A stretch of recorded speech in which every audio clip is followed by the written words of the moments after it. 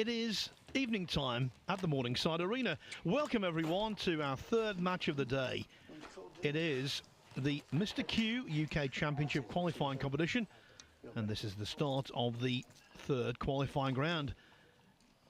Wales against China. Daniel Wells, the outsider, against Ding Junhui, the highest ranked player required to play in qualifying. He was just knocked out of the top 16 at the last ranking event, the International Championship. That means in order to make the final stages, the televised phase of the UK Championship, Ding has to win 2 matches starting this evening.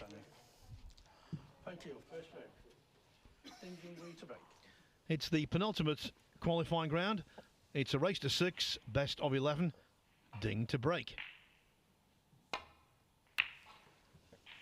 I'm delighted to say with me all evening is Stephen Hallworth, and it seems rather incongruous that Ding has to qualify for stuff. Yeah, good evening Phil, good evening everyone. Yeah, it's crazy, you know. We look at, obviously Ding is such a top player. Of course he was runner-up in this very event last season to Mark Allen, so to see him here in the penultimate qualifying round, well, it's a treat for everyone, I suppose, especially for the guys that are here in the live audience today watching the snooker. Great for them. Ding will just be hoping to get the job done and get back to the venue and try and go one better than he did last season.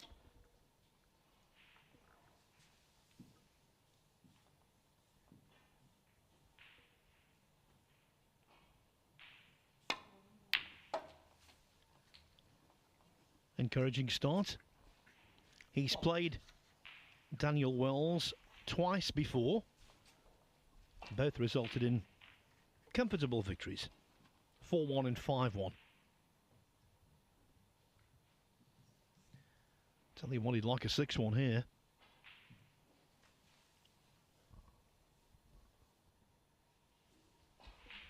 Yeah, he would very much, and Daniel Wells is a fantastic player, and he's someone that's played some great stuff over the last season and a half. Last year was playing as an amateur, but, well, in name, not by nature. He was playing some fantastic stuff, earned his card back onto the main tour this year via that list, so started the season okay, and he'll be looking to land another big scalp.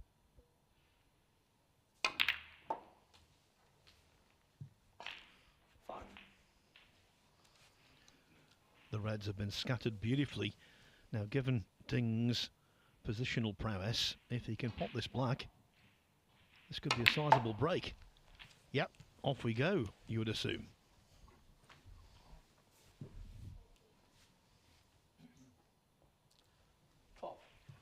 By the way, it's going to be a very busy evening. We're going to have 11 results tonight. The last 3 matches from qualifying round 2, which weren't finished this morning, and the 8 matches in round 3 that have just begun.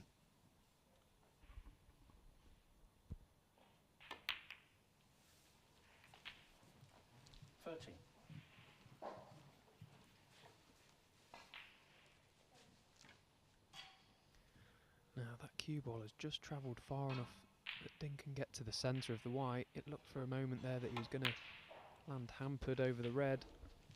What a difference that has made. And this is where he's at his deadliest, is Ding. So good in around the balls.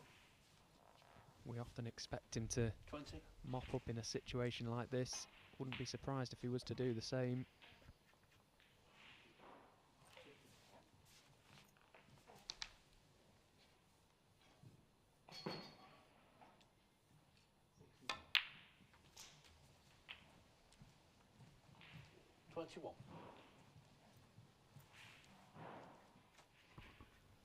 Last night during the Champion of Champions final in Bolton, when Mark Allen was pulling away against Judd Trump, he eventually won 10-3, if you didn't know.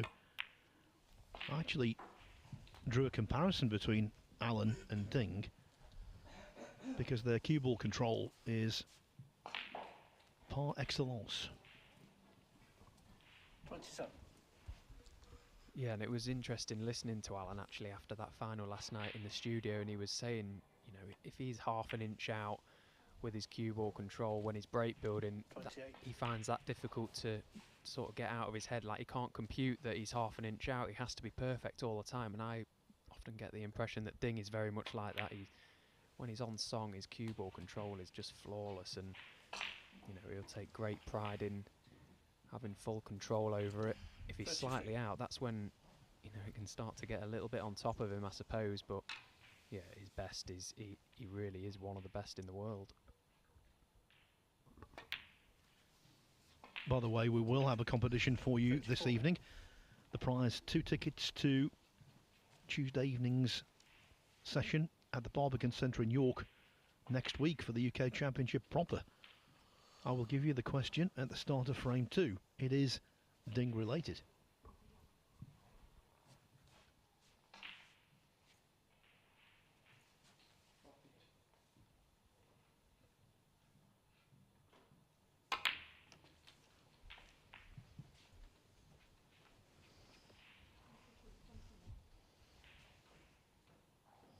Forty-one.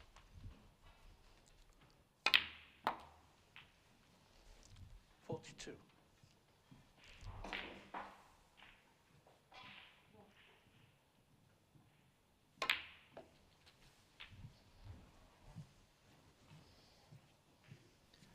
Makes that shot look so easy.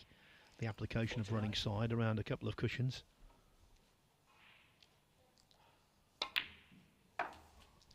50.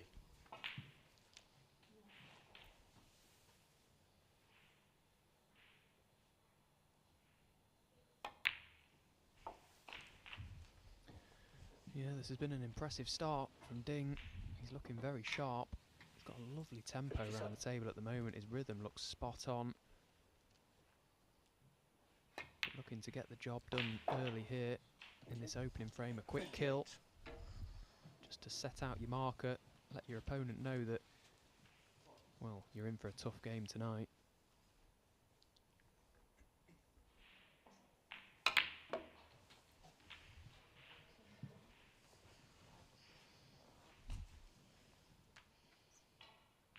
$65.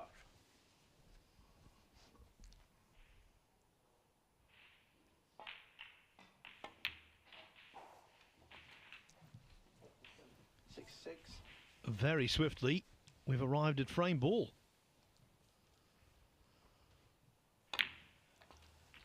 Daniel Wells, he's been playing pro snooker long enough not to be intimidated, but he'll certainly be a little worried by the form of his world-class opponent. At this stage of proceedings, Stephen, it's the worst possible draw, you would think, Ding. Yeah, it has to be, I suppose. As you say, he's just missed out of that top 16 place, so statistically it is the worst draw you can get, but we all know that Ding's of that level that, he's a top 16 player, so he'll be looking to get straight back into there.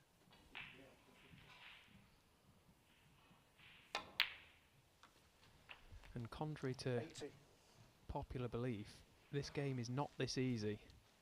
He's making this look incredibly simple, and that's exactly what the best players do.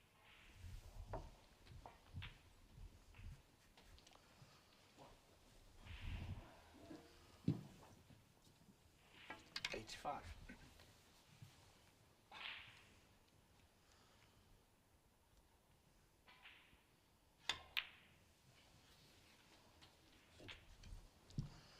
$86. We suspected he might make a few and he got in.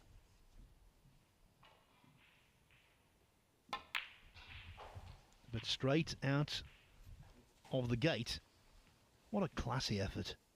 93.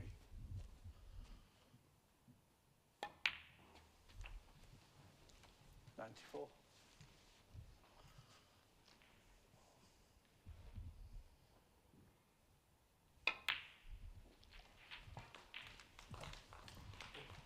Super duper. 101. Can't threaten the high break of the tournament so far. Of course, his compatriot Zhu Se has already made a 147. Thank you. 102. Yeah, but what a start this is from Ding Zhonghui, lying down his marker early in this game. He is not messing about tonight, that's for sure. Nothing that a man could have done, Daniel Wells, in this opening frame. 109. And if this frame's anything to go by, he's going to have to perform to the highest level this evening. 111. Of course, it's only the first frame. A century only wins you one frame. But Ding's looking very sharp. 114.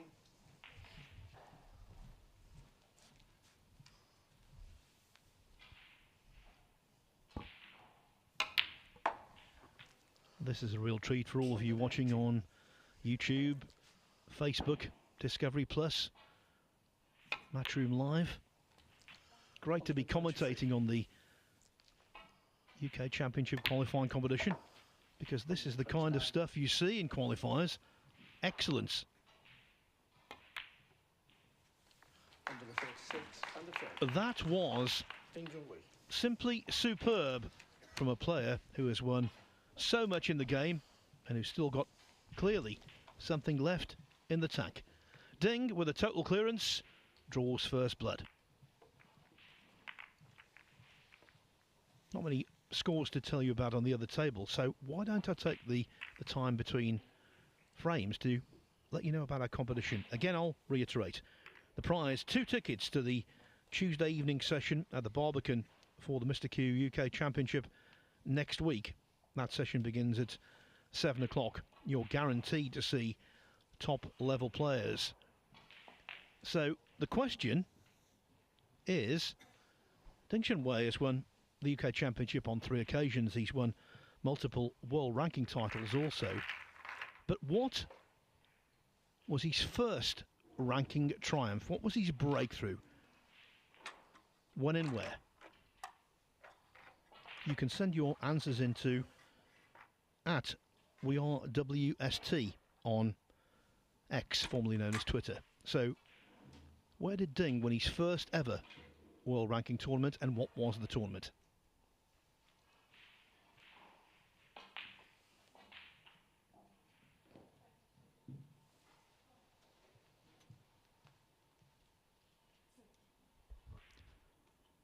You won't be surprised to know, of the 8 games on, only one other has a frame already over. Robbie Williams took the first from Matthew Stevens. I fancy Robbie Williams to win that match. He's playing some of the best snooker I've ever seen from him this season.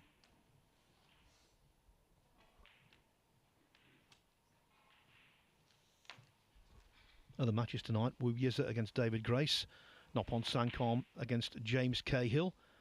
Si Xiaowei, World Championship semi-finalist last year, takes on Michael White. Tepchai Unu faces Andy Hicks. And Fan Zhengyi tackles Martin Gould.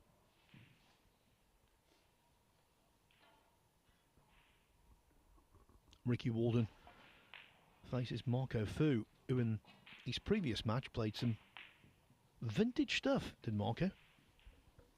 Yeah, that's a proper game as well. Marco versus Ricky Walden. Again, it just underlines what fantastic action we've got for you live here at the Morningside Arena in Leicester. If you're in the area or you fancy coming and watching some of the live action, from just £10 for the day, you can get yourself here and watch all the games throughout the day. Thank you. Frame 2. You can view any table as well. You can see there in the background it's all open plan, so plenty of drama on offer here. And that was the only consolation for Daniel Wells in the opening frame. He didn't have to pay for his ticket, even though he was relegated to the role of spectator.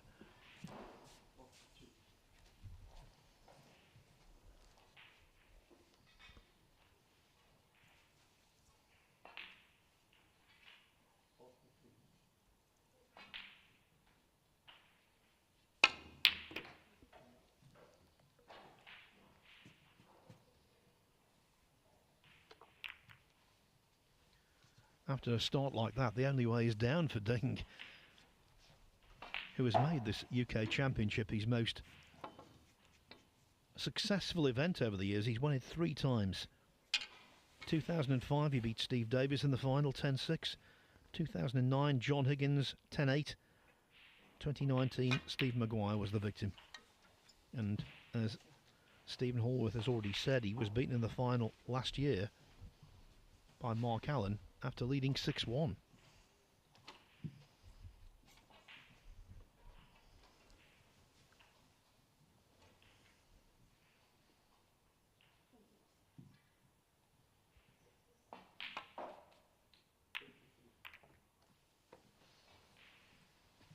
Didn't want the cue ball to get trapped in the jaws there, though. Just to put what he's done in the UK Championship into perspective, only 3 players have won this championship more often. Stephen Hendry 5 times, Steve Davis 6, Ronnie O'Sullivan 7. Pretty good trio that, Stephen. Yeah, it's not bad company to be in, really. As you say, he seemed to have developed just such a love for this event that it's just brought out the best in him. And it's what we absolutely love to see. We all know how well he can play, but when he's in this sort of form, he really is one of the best on the planet to watch.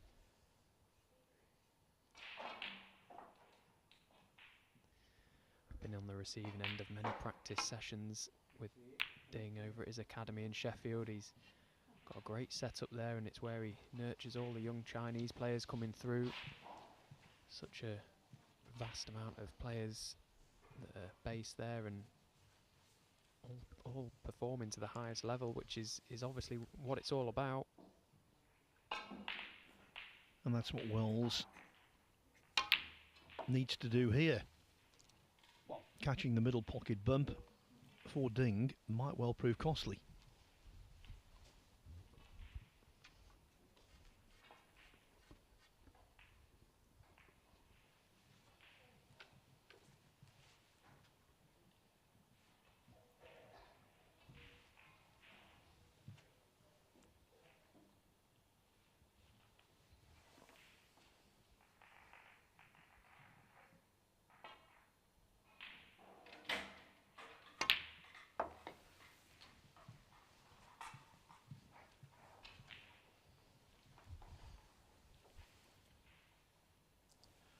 Six.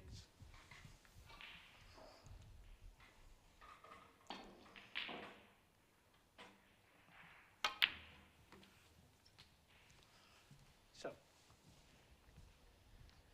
You feel if Daniel Wells is going to get anything out of this game tonight, these are the opportunities he's got to try and take advantage of, because they may not come around as frequently as he would like against someone of Ding's class. Oh, and he's missed the blue. Needs to get a bit of luck here and not leave anything.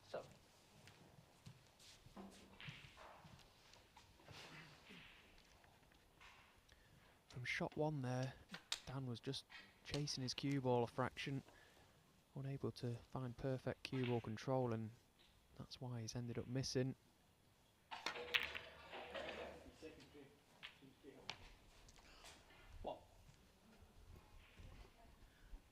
The shot from there from Ding, well, the pot itself wasn't a gimme by any means, but he played it so simply, knowing the blue was lying in wait. Took the opportunity to break out a few more reds as well, and now, even though the black is hemmed in, this is a position of promise.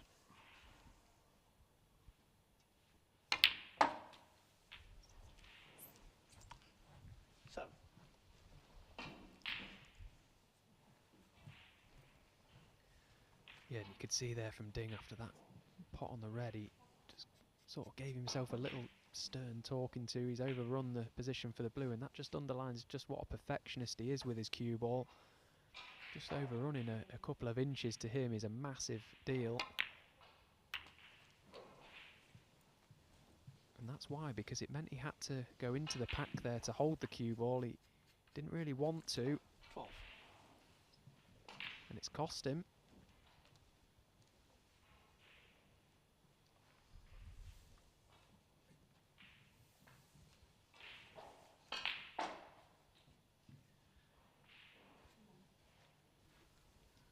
My advice, keep it tight.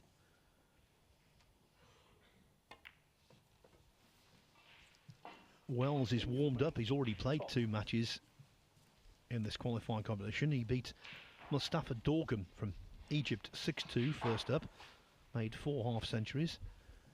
And then Ashley Carty was overcome 6-2. Wells making breaks of 101, 78, 74 and 54. He's clearly in stroke.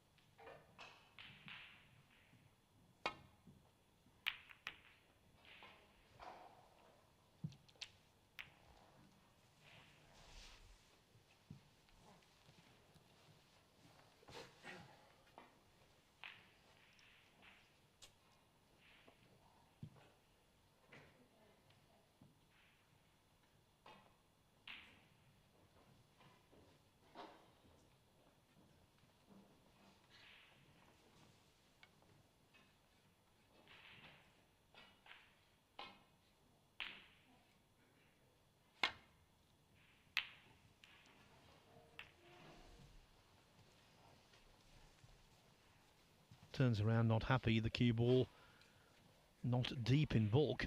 He caught that red too thick. Not deep in bulk, not in bulk at all.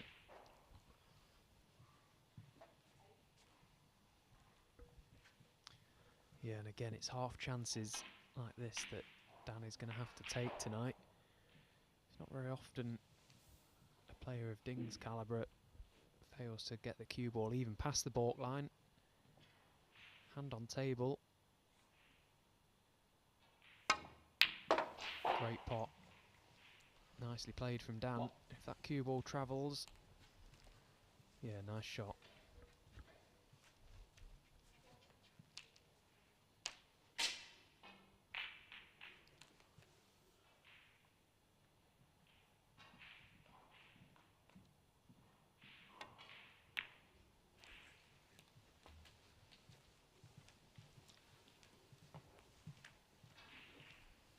Ding very pleased with his first frame. 6. No doubt disgusted with that safety shot. Not the first one he's played badly in this frame.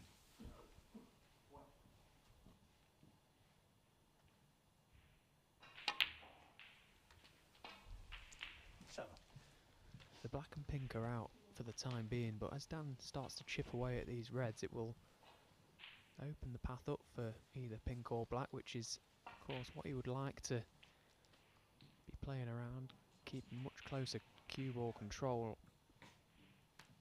He's just planning a route of how he wants to attack this little break now. Try and work out the patterns to try and open it up.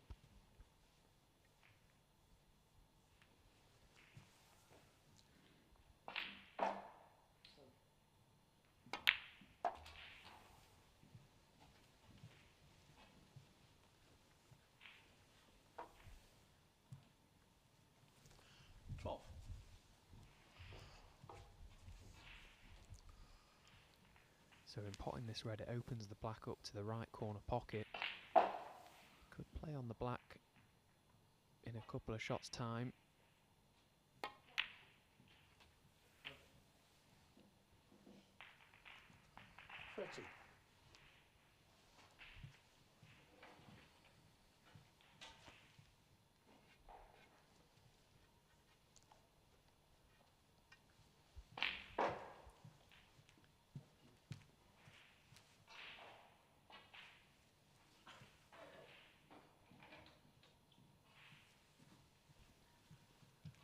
Taking a very keen look to see whether the red closest to the black will go past it into the bottom right hand pocket as we're looking at the table. If it does go, that would be a big boost.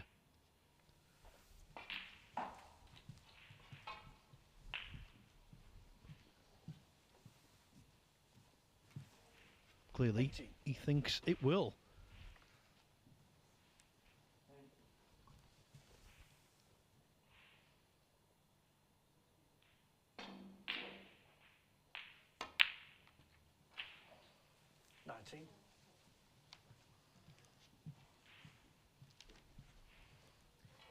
if he can take blacks with the remaining 4 reds that are in open play, he won't need any of those 3 reds on the side cushion. He'll be 53 points in front with just 51 available. I wonder if he's done the maths, because even just going up for a blue will mean he'll need one of those reds.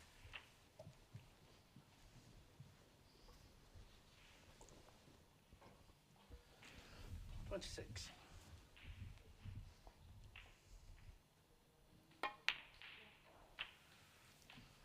27.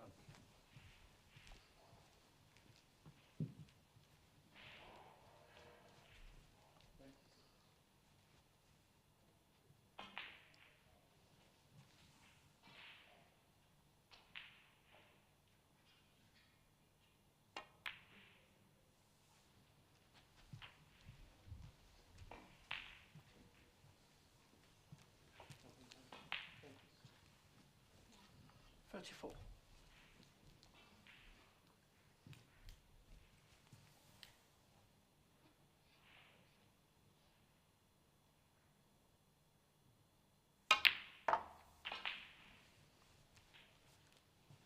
35.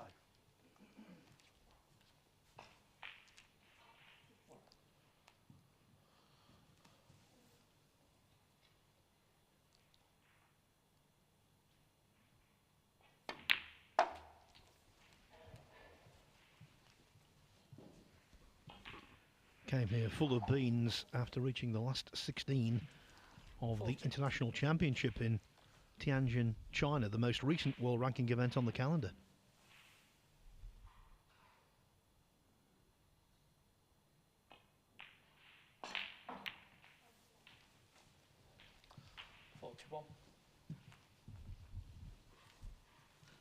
The break goes to 41. Ding's deficit goes to 36.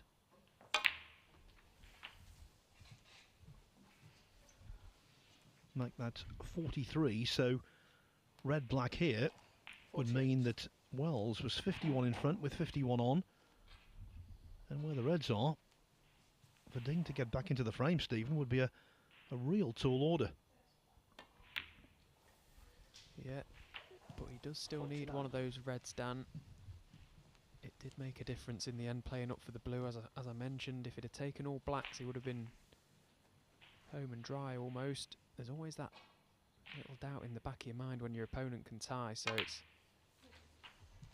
make absolute certain of this final red down the cushion now. 56.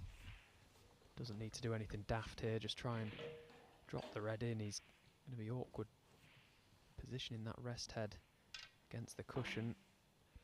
Just try and set yourself. Just drop it in.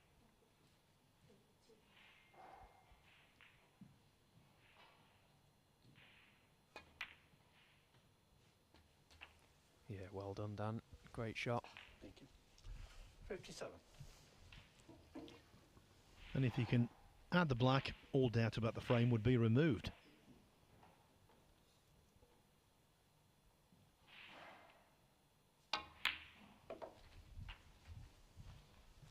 This is good.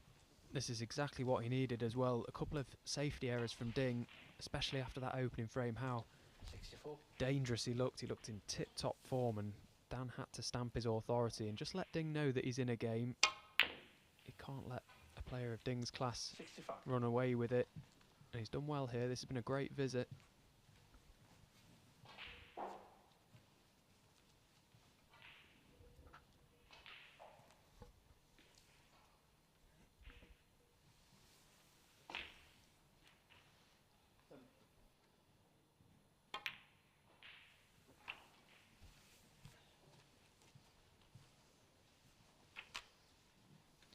In keeping with the rest of his season, in which he's scored more heavily, more consistently than ever before.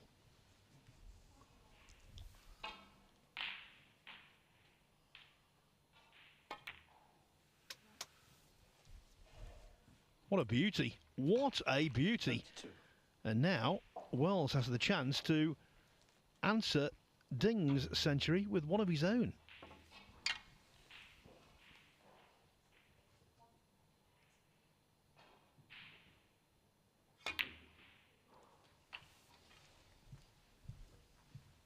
Yeah, what a shot that red was, by the way. Fantastic pot from Dan. 78. Come on then, mop up these last 6. Just to start us off with back-to-backs. 1 from either player. What a start, Phil. Yeah, we had high expectations for this match, but sometimes matches don't live up to expectations.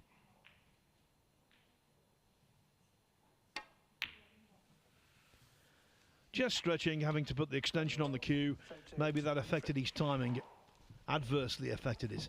But Daniel Wells has done the job, a break of 78. That is a good response to losing the first without bothering the scorers. It's 1-1. So many tournaments coming up, of course, in the second half of the season. And if you want to have priority ticket options, well, a good way, you know, is to go to the World Snooker website and sign up for their newsletter for the latest news from the tour, plus special offers and those priority ticket windows. And if you follow the WST through the UK Championship, why not do so on Facebook, Twitter, Instagram, YouTube and TikTok for match clips, interviews, behind the scenes content and much more. I think the greatest thing about that is that you can also look out for the MrQ Challenge. The prize for one lucky entrant will be a new cue manufactured by John Paris. By the way, Stephen, you're not allowed to enter. If you're unaware of the work of John Paris, let's just say this. He's a master craftsman at the top of his profession. Has been for years, decades. Thank you. Frame 3. Danger way to back. So on we go, frame 3. Both players with excellent starts in this game.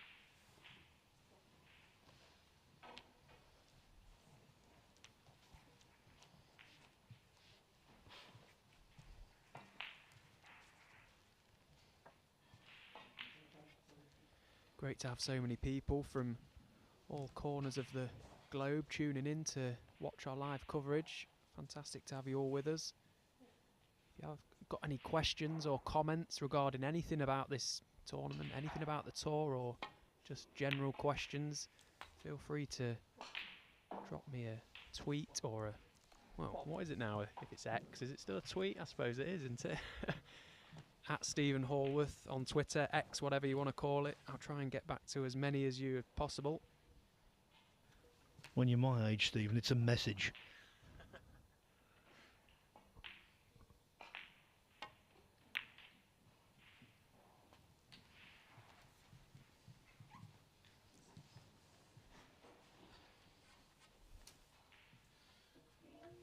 Six.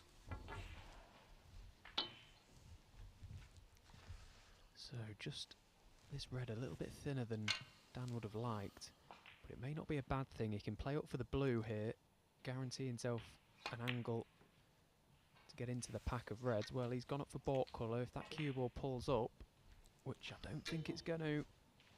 No, it's just run on. That's unfortunate.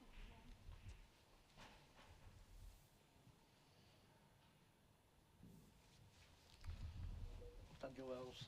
7.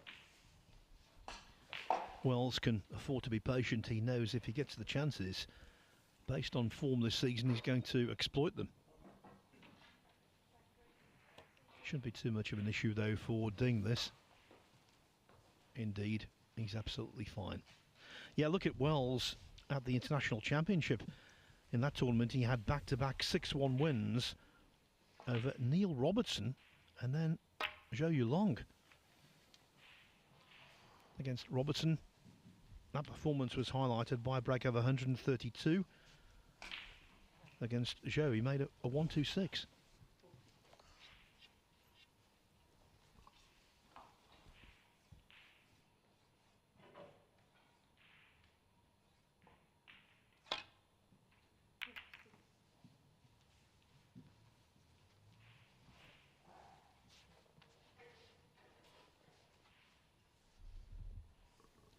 By the way, we will be telling you who has won our competition, which I will repeat the question next frame. Who's won the competition? It will be sometime after the interval.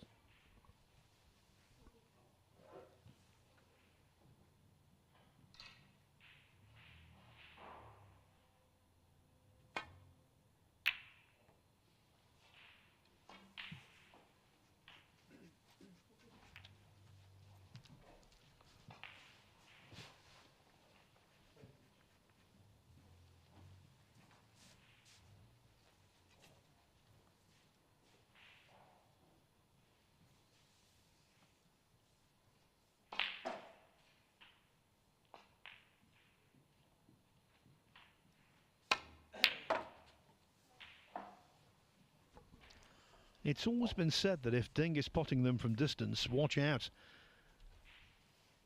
A little unlucky there.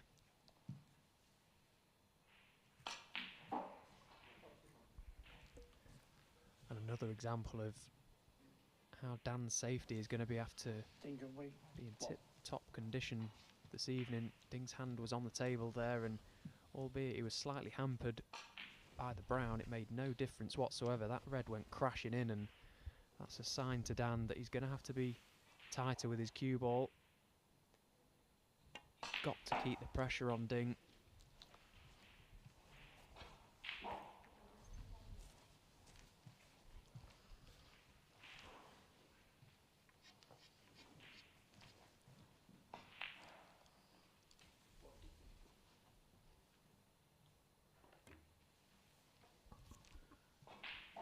Turned 35 this year, did Dan Wells,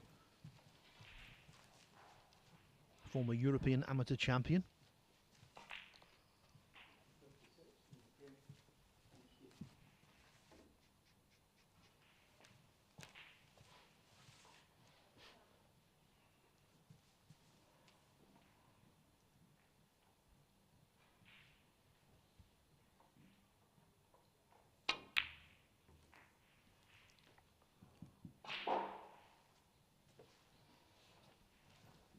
Value in the cheeky double.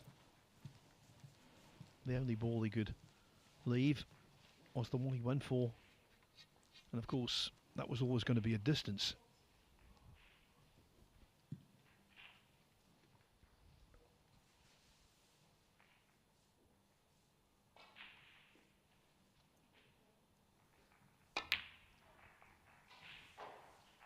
Well, Ding is in very aggressive attacking mode.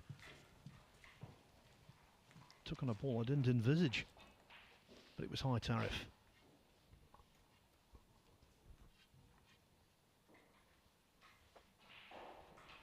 And again, tried to play it in such a way that it was the only ball he could have left, really. So no harm done in the attempt.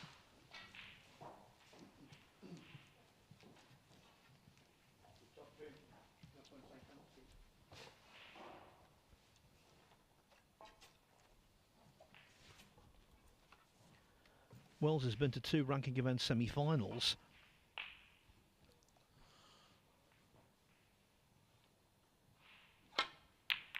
He demands respect.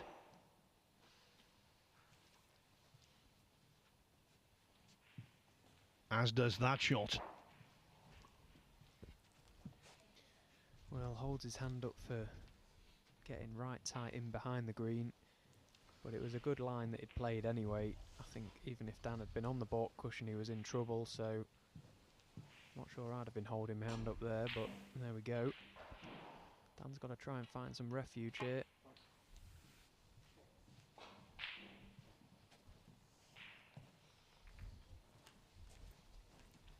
Yeah, I think you and I, Stephen, are on a very similar wavelength when it comes to apologies. I think they're too common these days. I know Stephen Hendry gets annoyed when he sees players apologising for the slightest amount of run. Sometimes, obviously, when you get an outrageous fluke, it is etiquette to acknowledge that, but apologising for everything, not for me.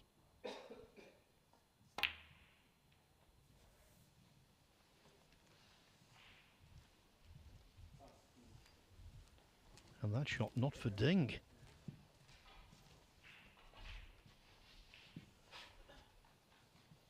At least though the red that went over the middle pocket has been covered.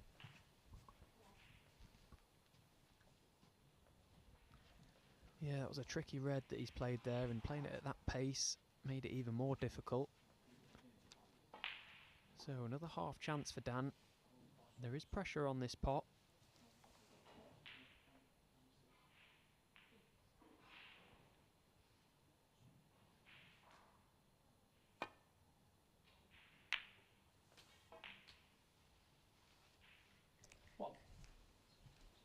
Controlled it well. Nice pot. So another chance falls to the Welshman.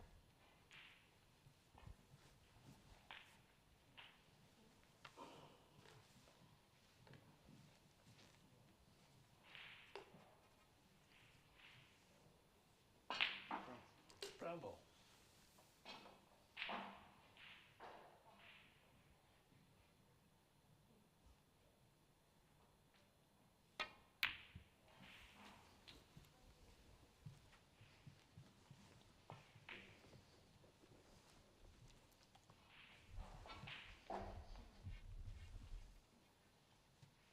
Five.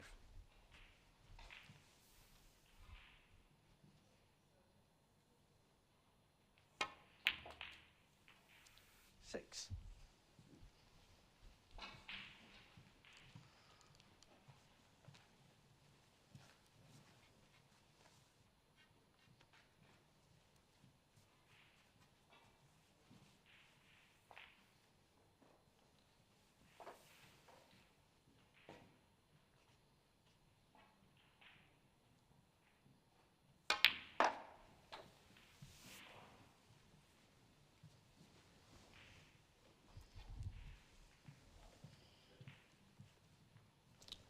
Nine.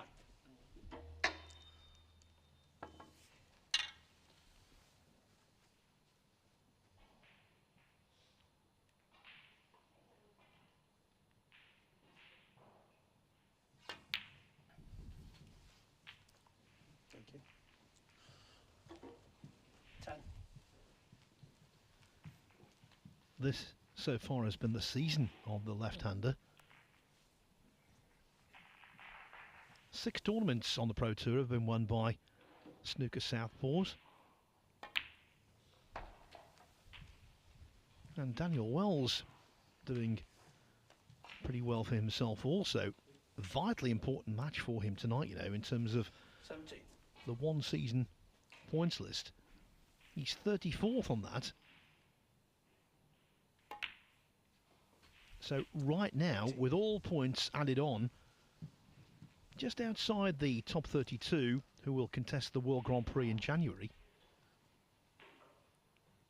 But I was looking at the list a while ago, and if he were to win this, it would really improve his chances of competing right here in Leicester at this very venue in mid-January at the 32-player World Grand Prix, the first event of the Players Series. 25. Now that's a terrific event to be involved in.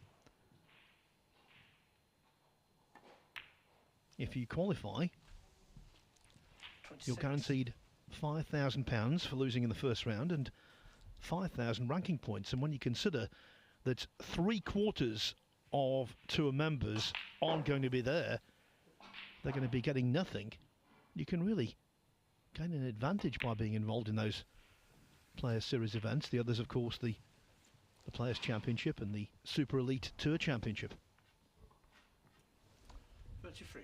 Yeah, and that just highlights how well that Daniel Wells is playing at the moment to even be involved or close to be involved in a tournament like the Grand Prix is a fantastic achievement in itself, and you know, I'm sure he'll be 34. itching to be taking part in that fantastic event, as you say. And the thing is, even at this stage, players are well aware of what's at stake. I was talking to Dominic Dale earlier on, and he's on the borderline as well. The cut-off point, by the way, for the World Grand Prix is at the end of the Scottish Open.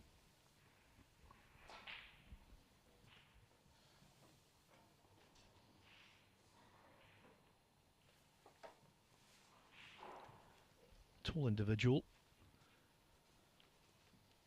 And that helps here. Hampered queuing. Well, in fact, doubly hampered. Not just bridging over the red, but also having to place his bridge hand in an uncomfortable place because of another red.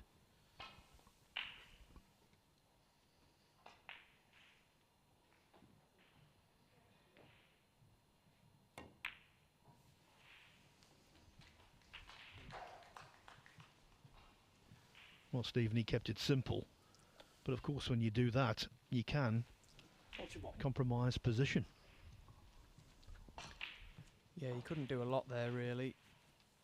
It's about as best of a bad situation as he could have hoped for, I suppose, but he needs to follow it up now with a good pressure pot to the yellow bag.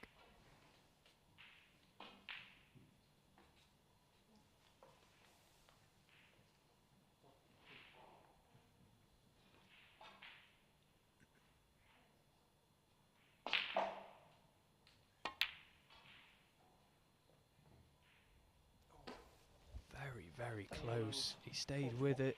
He thought it may just creep in, but it hasn't, and because he got so close to it, the red at that pace has stayed over the pocket. So chance of a counter-attack from Ding. I have to just mention quickly before we see this mini counter-attack unfold from Ding. Lula of Snooker Pro on Twitter has messaged in just to say that they're appreciative of the commentary. A few followers they have are blind, and listening to the commentary from us guys is really helping with the experience. Not a problem. It's who better to listen to than the man, the legend himself, Phil Yates, talk you through all the live action. I hate false modesty. What about yourself? You did the right thing not to mention Dave Hendon, of course. That's perfectly okay. And I know somewhere he's listening, and I regretted saying that immediately. No, yeah, it's great. It's great to have you all with us, guys. We really appreciate you tuning in. Yeah, Snooker Pro Lula does a great job. 6. You know, they supported me for an event on the Q Tour this season as well. So just from a personal note, massive thank you to you guys. It's really, really appreciated, and hope you're all thoroughly enjoying the action here, as now Ding is back in prime position. Oh, as a little cannon just goes wrong. The wry smile, he's fuming with himself at that one. That's a shot that he really is good at, and he's just let one get away from him there.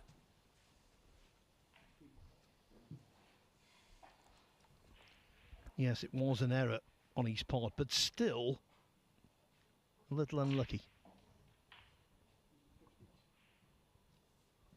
Thing is now not to dwell on that and to play the best possible safety. Yeah, he just needed a tiny bit more purchase on the cue ball, just a little bit more screw just to draw it back into that red that he's rested on.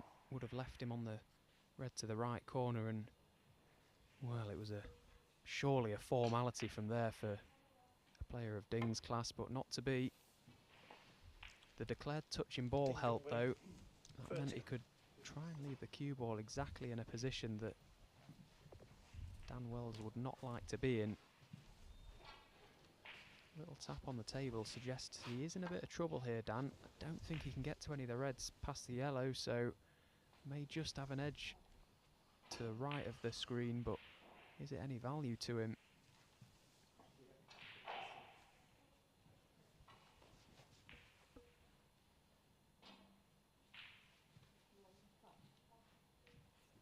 May can try and just dump the cue ball beneath the black. Well, he's choosing not to.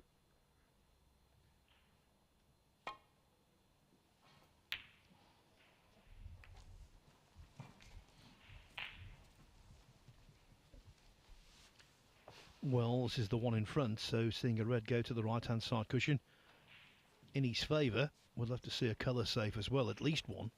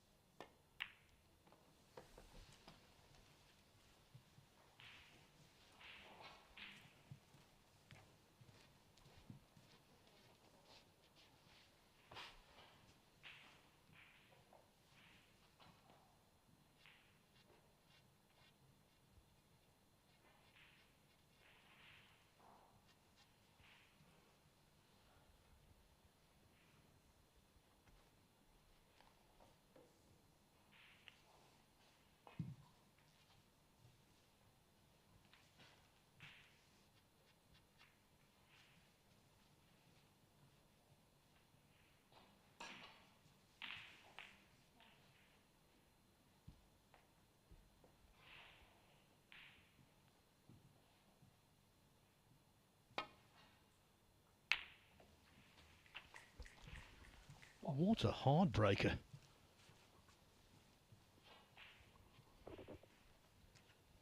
The best thing you can possibly do at any given juncture is to pot one. That was terrific. Yeah, pot your way out of trouble, and he's done it very confidently. He's just floated that long red in. That was a beautiful shot. Really well played.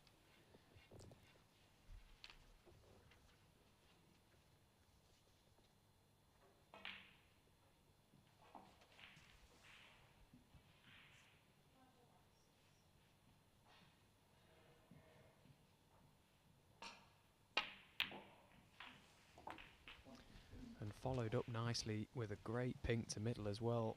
That was much more trickier than it may have looked. That needed cueing well, and he did do. So 41 points to the good Dan Wells. Won't need that red on the side rail. But he'll want to make sure he gets the one in open play to absolutely guarantee this frame. Great response.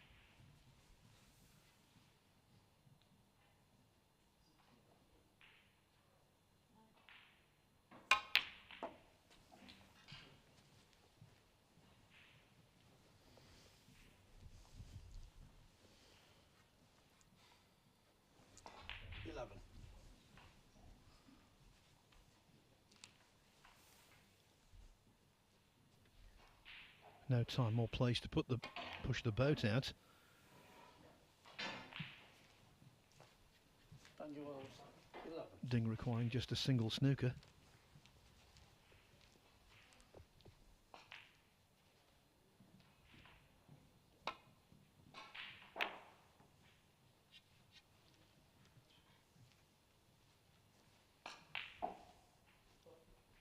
We can't get inside Ding's mind, but I just get the impression he'll be a little surprised at this turn of events. He started off brilliantly. Set a 4-2-1 behind, it seems. That might surprise him unpleasantly. Yeah, I would agree. But what's been so impressive from Daniel Wells is that he saw Ding make that total clearance in the opening frame, and what he's done is he's stood up. He's stood up to it, and that's exactly what you've got to do against these top boys. It's very easy to just fold out there under the pressure and the intensity of the arena table and the emotions that go with it. He's not done that, and he's got to continue to do that. It's pretty impressive. It's not easy to do.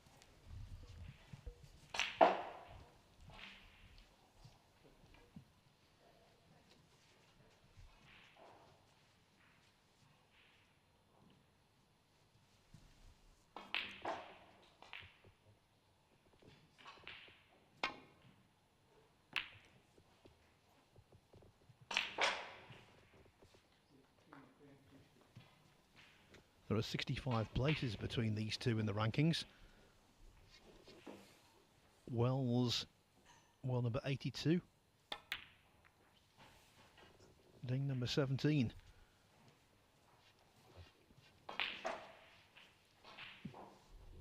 That was nifty. Very clever.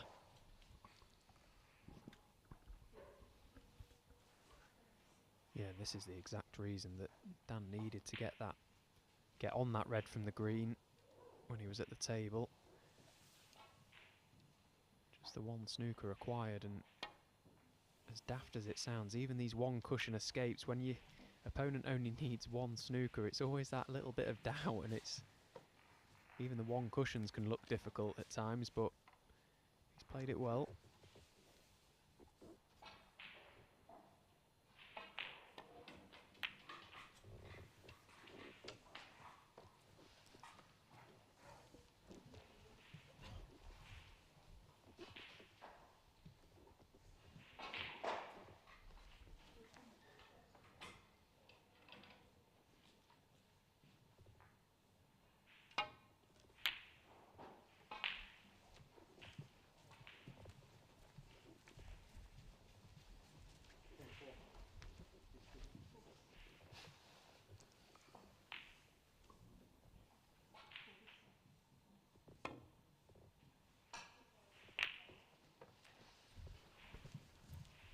Wells knows it pays to be careful in this kind of situation.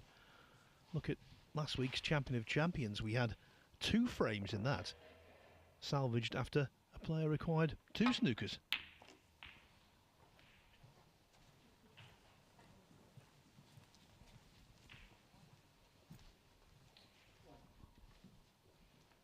Barry Hawkins plundered a frame from Rob Milkins.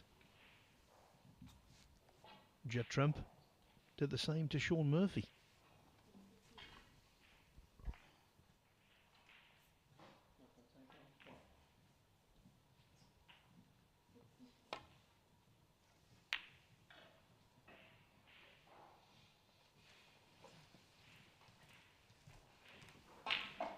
But after that, don't think we're going to see a great escape in this frame.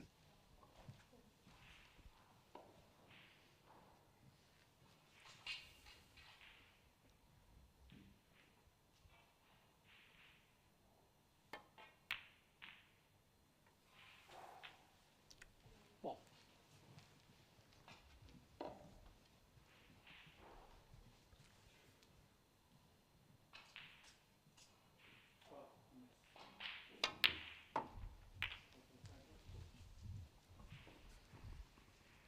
Suddenly found his mojo, Daniel Wells. Got to the semi-final of the shootout last season as an amateur. Now he's looking thoroughly professional.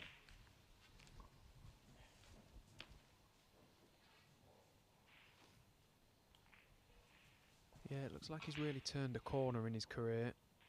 He's playing some really good stuff, as I've already mentioned. The last season and a half, last year in particular, as playing as an amateur, of course, we all knew that he was of the level to be a professional, but it's not always that easy, and he played some fantastic stuff last season, and he's hit the ground running again this year.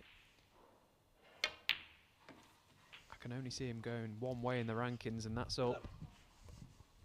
Yes, he's at the start of a 2-year spell on tour, guaranteed. He was one of the top 4 point earners from last season outside the top 64 in the rankings. That's why he's back as a tour member. And there's a clear determination to make the most of that opportunity.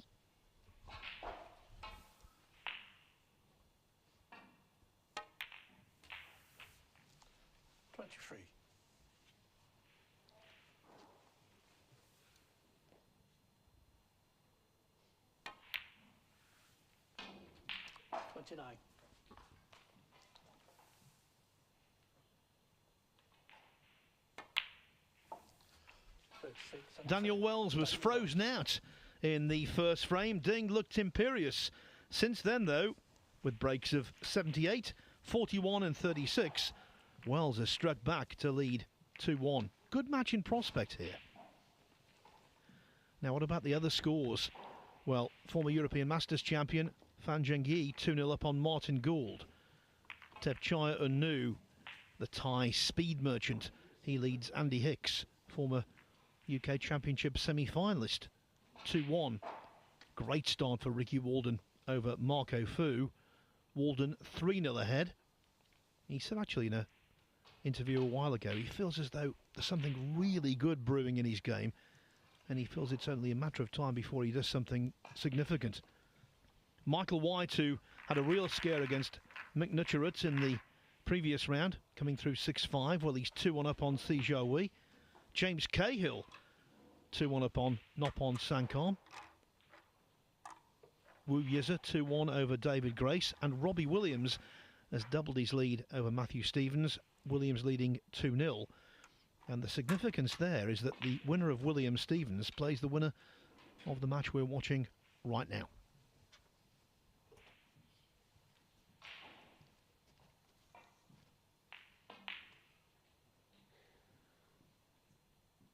So Dave Ford has re-racked the balls, barring the pink. One more frame to go before the mid-session interval.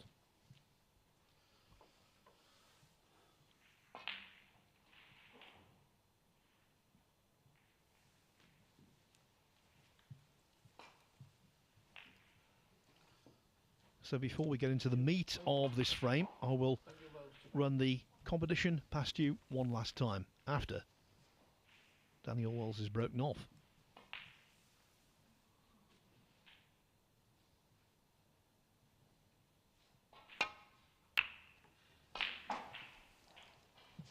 So the prize first is 2 tickets to the Tuesday evening session at the Barbican in York next week for the MrQ UK Championship.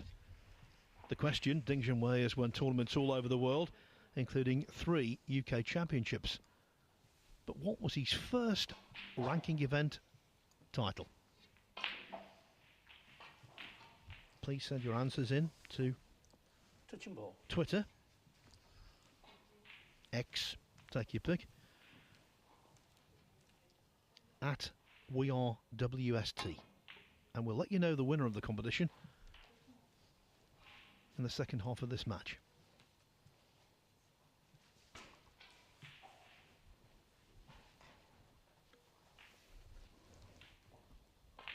Many sessions at York for the TV phase are sold out. Not all of them though. There is some availability left, and you can book from as little as £22. And also, for the first time in York, there are VIP packages available from the quarter-final onwards.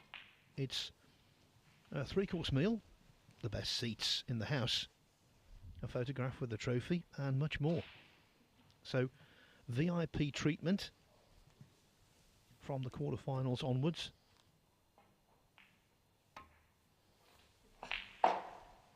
I think snooker's doing a really good job in that regard, Stephen. We have it at the Masters and the World Championship with the Century Club. We had it last week at the Champion of Champions.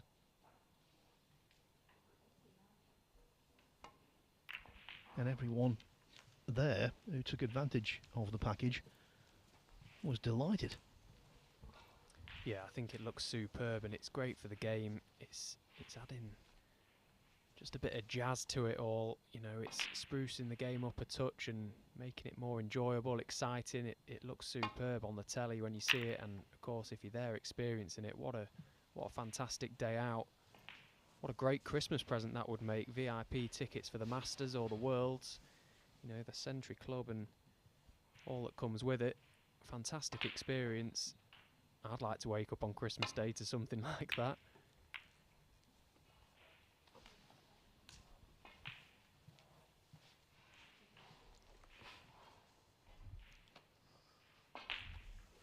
Well, you know, I actually did on one occasion when I was a child. My father bought some tickets for the Masters.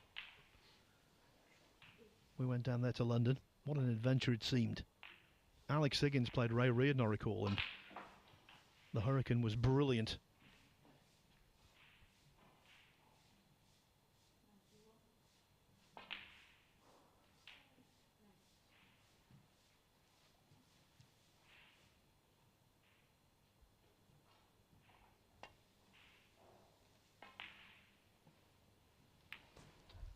I also went to one day of the World Championship in 1973 and 74 up in Manchester.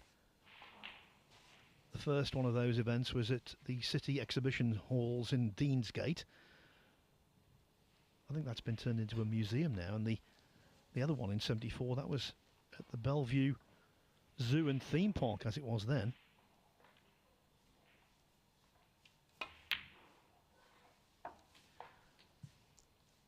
Good opener from Ding. And I was thinking, you know, last week, we're in Manchester again in April of 2024 for the Tour Championship. And that's 50 years to the month after the World Championship was there in 74. Ray Reardon beat Graham Miles in the final. Bellevue was a terrific place. The funfair was, well, I loved it as a kid. And then we went to see some great snooker as well. What more do you want as a kid? A fun fair and some great snooker. That is just a combination from the gods. There was a roller coaster there. It was outstanding.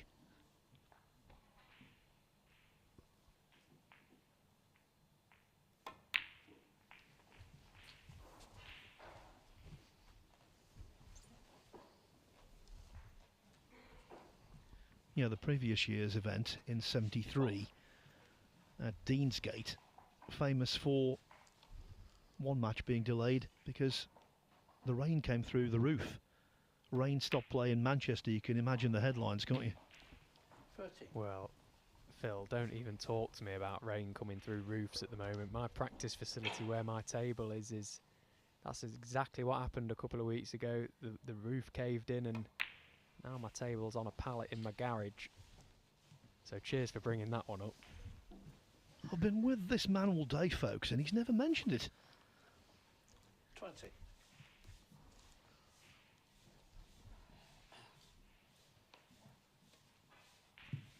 I remember a few years ago, Ian Burns, who is still in this qualifying competition, he had his practice facility ruined by a flood. 21.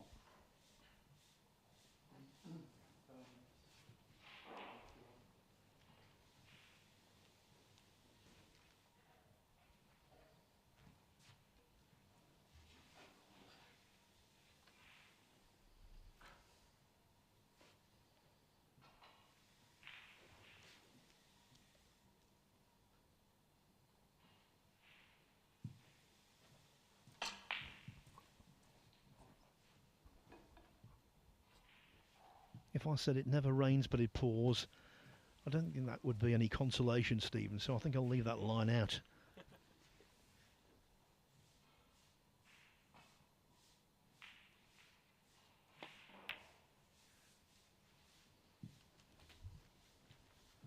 So were you in the facility when all of this happened, or did you just hear about it and dash down there?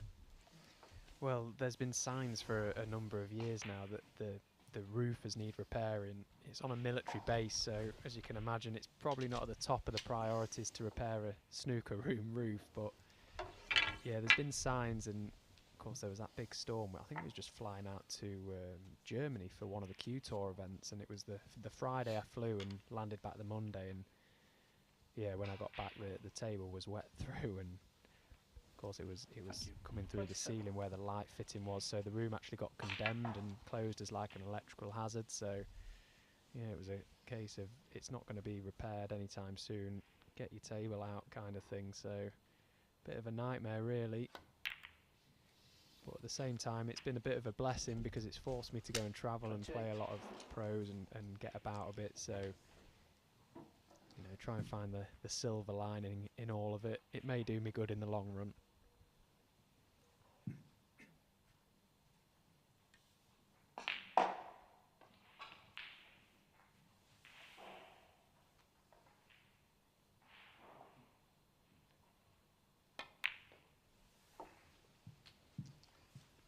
Well, not a good story, but certainly an interesting one. 35.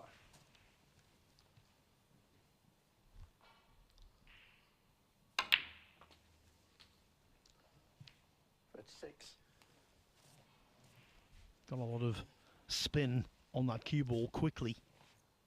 Ideal on the blue.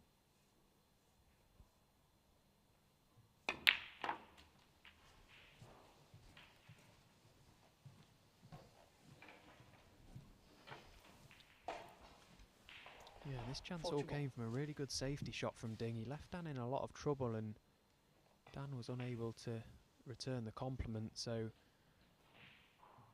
the balls were nicely spread, and this is exactly how Ding likes them. 42. Of course, we're always banging on about how good his cue ball control is, and this is where you can really tell. He can kill off frames very quickly by keeping that cue ball nice and close. He's built a solid lead already in this frame now, and it's just about crossing the T's and dotting the I's in this frame. Take us into the interval all level. 47.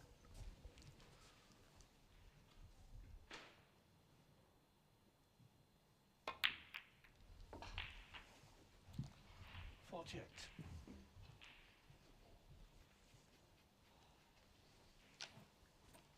So may just have to play a little holding cannon.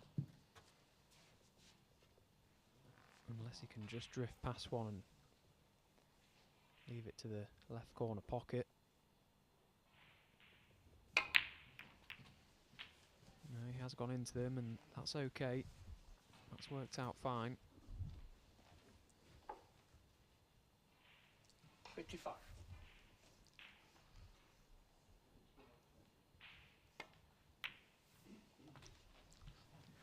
He really is a master break builder. But you've also got to win a useful percentage of the scrappier frames.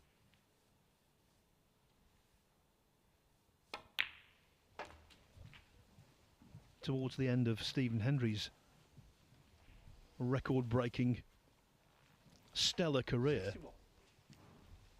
you'd see him play matches similar to this where he made several sizable breaks 62. but lost because when it came to the disjointed frames he was losing far too many.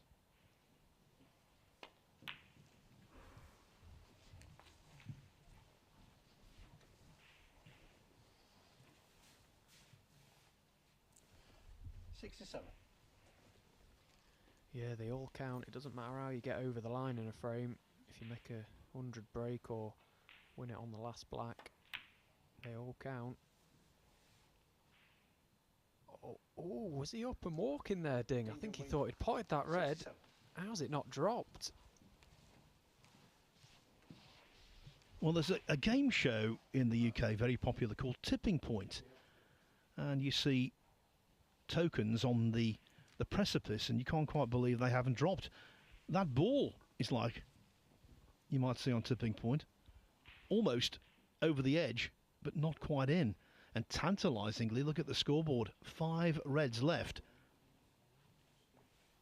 Daniel Wells trails by 67, but 67 remain on the table. 5 reds, 5 blacks in all the colours, and he could force a respotted black. Yeah, to be fair, I sort of took that one for granted myself. I'd never really looked at the red, I just presumed it was in, but from the overhead shot there, he's caught loads of that knuckle and he was actually nowhere near the red, so unless it's dropped, as in just taking a turn over a fingerprint or something, I can't believe he's missed that ding. Oh, and that's not good from Dan. He had to get on the black there, and he may still pot this, but the cue ball's travelling away from the reds now.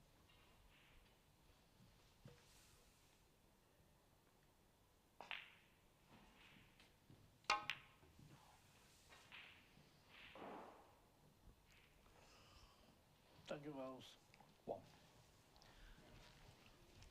Potting the black, as Stephen said, was imperative. So Ding 66 ahead, 59 on. Wells needs a couple of snookers.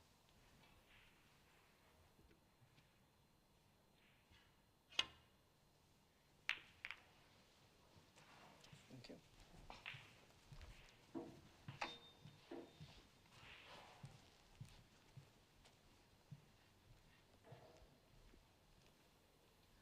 We're coming out to the interval and we will engage in nostalgia as we always do with a clip from a previous UK Championship match, historic UK Championship match.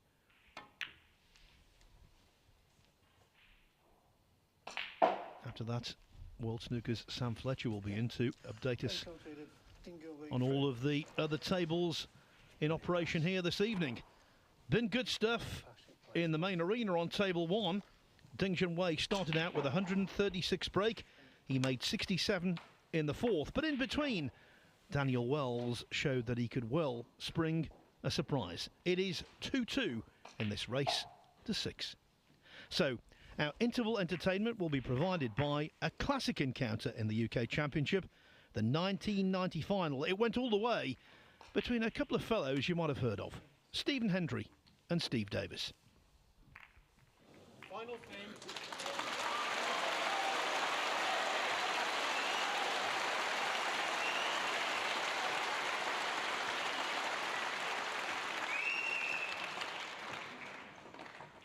Well, that applause says everything.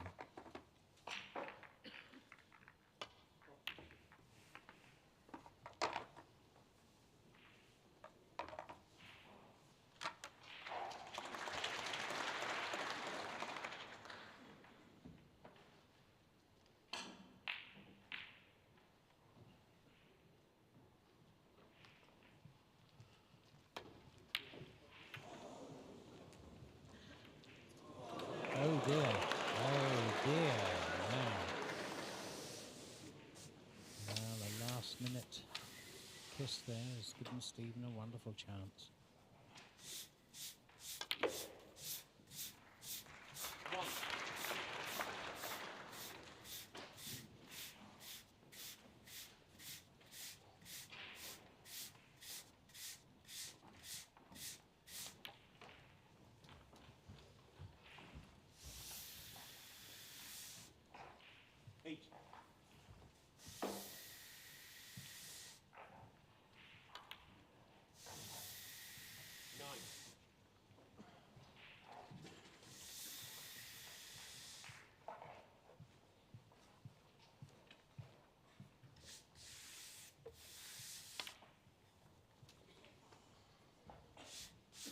Well, I think this sudden opportunity has pumped the adrenaline into Stephen. He's suddenly come alive, I feel. He's had a long spell.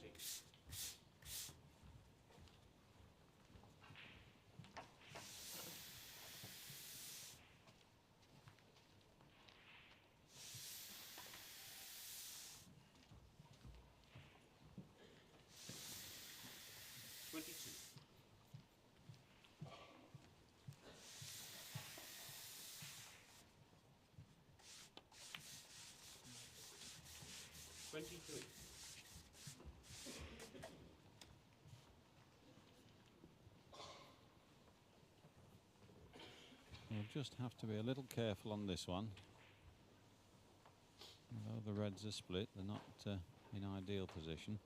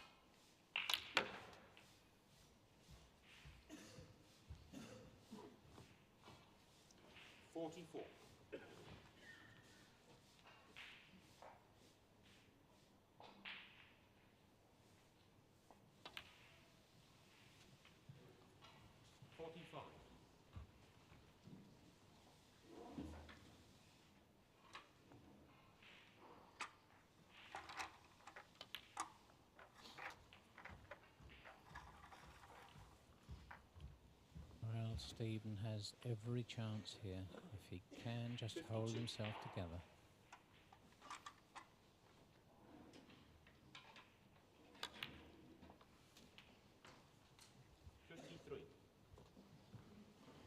Not quite far enough. Just the one red loose to the left of the pink.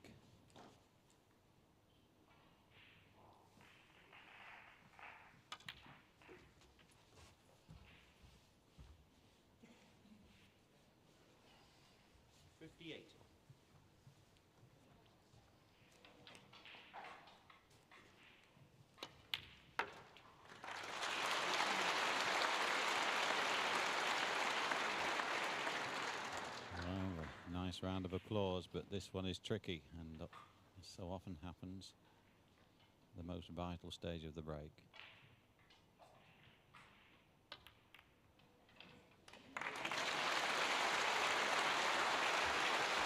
Well, that will be rather a stabbing wound for Steve Davis. Had to sit and suffer.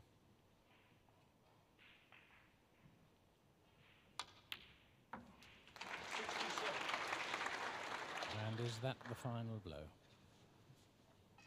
And Steve remaining calm and concentrating. And I fear for Steve Davis that is the end. 74.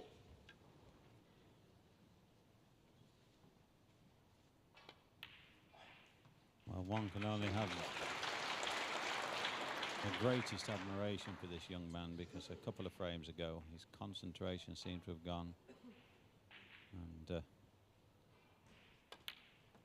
to go behind and then reply with snooker like this, Jack, is really quite remarkable. 82.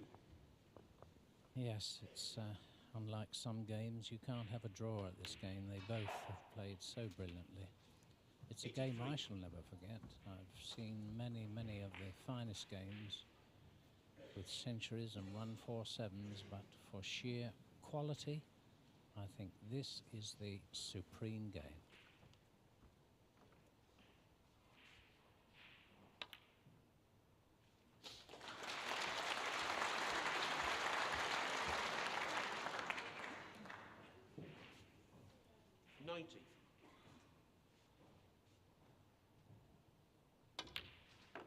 And would you believe 91. he has a 1-4-1 break on, and what a finish that would be.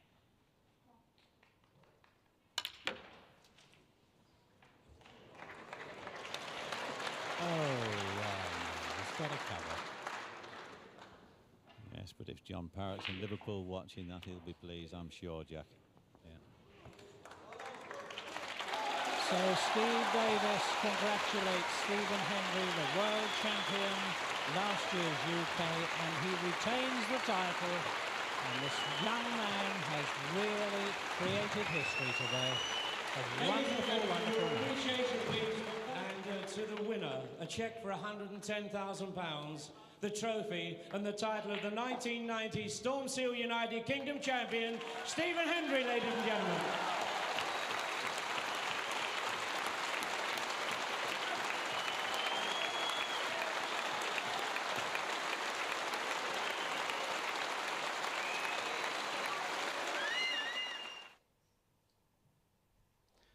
Well, that brought some memories back, I can tell you. I was there, it was one of the great finals, and it was part of the changing of the guard. The king of the 80s, the undisputed ruler of snooker in that decade, Steve Davis. By 1990, well, he was being dethroned by Stephen Hendry, who then, of course, ruled the 90s. He was world number one for 8 years. Unbroken was Hendry. One of the reasons Stephen Hallworth, as he showed there, in situations of huge pressure, he seemed undeterred. A 91 break in the decider of the UK Championship at 15-15, and he did that on a regular basis. Now, let me give you the scores on the other tables here in the 2023 MrQ UK Championship qualifying competition. Well, it's been a good start for Fan Zhengyi. He leads Martin Gould 3-0. Tepchira Nu 3-1 up on Andy Hicks. Same score, Ricky Walden at the interval against Marco Fu. Walden did win the first 3 frames there. Michael White, after that scare against Mink Nutcherut in the previous round, he's 2-1 up on Sijia Wei. James Cahill 2-1 over Nopon Sankam. Some really good players involved tonight. If you're just joining us, it's the start of the third qualifying round, the penultimate qualifying round in this championship. But the second round hasn't finished yet. We had some matches this morning at 9:30, and 3 of them weren't finished. In fact, one match, Liu Hongyu against Martin O'Donnell, they only played 6 frames. Bear in mind, they started at 9:30. And the afternoon session didn't begin until 2:30. It was slow going.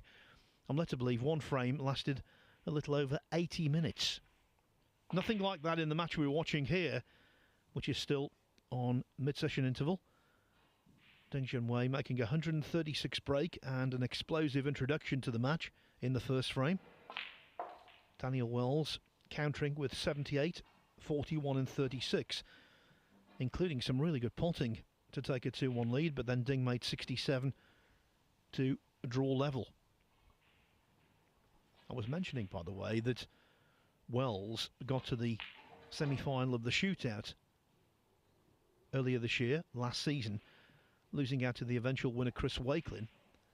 Well, he also got to the semi-finals of the Scottish Open in 2018. That was his breakthrough in a world ranking tournament, where he overcame the likes of Dave Gilbert, Matthew Stevens and Ryan Day. He came within a frame of the final before losing 6-5 to Mark Allen. Sometimes you see this, Stephen, players who've been around for a while. Robbie Williams comes to mind. Daniel Wells is in that category, and also Zhang Anda, the recent international championship winner. They've been on the circuit for over a decade, and suddenly they find a spark. Yeah, you're absolutely right. We see it all the time, you know, and it just goes to show it's not just a quick thing that happens overnight. I suppose it's the same in any walk of life, you know. It's taken years for these guys to master their craft, and of course they're still learning and still trying to master it, but it's a long, slow, lonely process as a snooker player. For anyone that's starting out, it's very rare that, you know, you get to the top of the game quickly these days. The standard is so good. Yeah, it's very, very, very difficult. And as you say, Daniel's served his apprenticeship, if you like, and now it's starting to come to the forefront, and it's great to see. It's fantastic to see. That must give others, such as yourself, great encouragement. Yeah, that's what I keep telling myself every time I get pumped at the minute. Just keep sticking in there, and one day maybe it'll turn. Can give you some more score updates. Fan Zhengyi, who defeated Ronnie O'Sullivan very surprisingly and fully deservedly in that European Masters final a couple of years ago. Well, he is now 4-0 up. I think we're going to see an awful lot of Chinese players somehow at the MrQ UK Championship final stages. The last 32, that begins this Saturday coming. There will be 16 qualifiers joining the top 16 seeds, and the draw for the first round proper will be conducted, I'm led to believe, on Thursday. And you'll get to hear about it right here as soon as it happens. Yeah, and of course we've got the conclusion of this game this evening and the other results. We've got another full day of action tomorrow, and then of course Wednesday and Thursday it's Judgement Day. Similar to the coverage we provide on the final day of World Championship qualifying, it'll be a Judgement Day action for you live here at the Morningside Arena. That'll make fantastic viewing, be dropping in and out of all the action as it happens, keeping you up to date. You will not want to miss that one. Some more updated scores. Si Zhao Wei and Michael White, well, they're all level at the interval, 2-2. James Cahill, the giant killer who overcame Ronnie O'Sullivan at the Crucible when Cahill was an amateur, well, he's 3-1 up on Noppon Sankam. That would be a notable scalp for Cahill should he achieve it.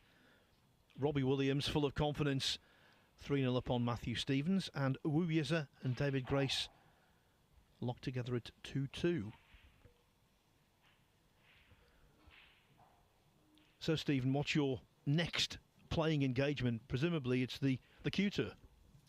Yeah, that's my primary focus for this season. Try and bounce back, get my pro card back, and yeah, you're right, the Q Tour, we're in the thick of it at the moment. Event 4, I believe it is, coming up in Brighton, middle of December, so yeah, that's the next one I'll be preparing for. I've been doing alright in a couple of the English tournaments and semi-finals of the last Q Tour, so hoping to go a couple better next time and try and get another win in the bag as the players arrive. Yeah, interval over, second half begins. Just before we really get into the thick of the action here, I've had a message from Lovis Signwell on Twitter, and it's quite an interesting one actually. It's relevant to this scenario because we've got Daniel Wells, who's a player a bit further down the rankings to Ding, and of course, Daniel will probably be looking at Ding as a top player, if you like, as we all are. The question is, are there players who do some sort of special preparation when they play the top players? Is it common to adapt to upcoming opponents in terms of what to practice? How do you handle that? Well, I think occasionally players have a specific game plan in their minds when they take on an opponent. It's not necessarily to do with the rankings, it's to do with styles. And what comes to mind over the years, we've seen quite a few instances where a super fast player has been deliberately slowed down by a determined and dogged opponent. Yeah, and I think just touching on that from my own sort of experience, if you like, playing on the tour, I think when I was a lot younger and sort of coming through the ranks, particularly in the first couple of seasons, I was drawing a lot of top players early doors, and I was thinking, you know, how do they go about their business and what can I try and do to stop them doing what they do so well? And what I often found myself doing was actually bogging myself down. You know, I tried to, say if I was playing an attacking player, try and tie it up, but that wasn't necessarily to my own strengths, which I'm quite an attacking player, fluent, I like to get on with it, open the game up. That's how I feel my strengths are. And I ended up finding that I was playing against that. So in recent years, I've tried to just forget what the other guy's doing, or lady, whoever it is that I'm playing against, and it's try and just play to your own strengths. You can't control what they do, you can only control what you do, and I think it's important to try and remember that and prepare that way. My pal Neil Foulds told me a great story a few years ago about the World Doubles Championship when Jimmy White and Alex Higgins teamed up, and they were drawn against Neil's father, Jeff, former chairman of the WPBSA, and George Scott from Liverpool, both veteran players. By the way, it's Jeff Foulds' birthday today, 84, so congratulations if you're listening, Jeff. Anyway, 17. Foulds Senior and Scott got their heads together before the match, and Jeff said to George, now, you play safe, and I'll play safe. I don't think it worked.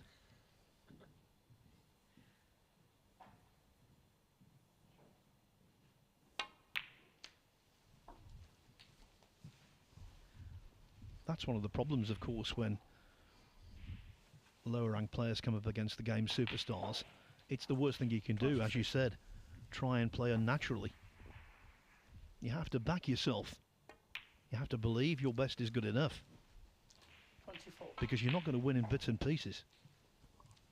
Yeah, and of course you spend all week preparing and practicing a certain way, and to go out there in the arena and play another way, it is just barbaric, because you know you're playing a completely different way than you've been preparing all week. So yeah, it's just a final word on that. It's important, I think, to just play your own game, play the table rather than your opponent.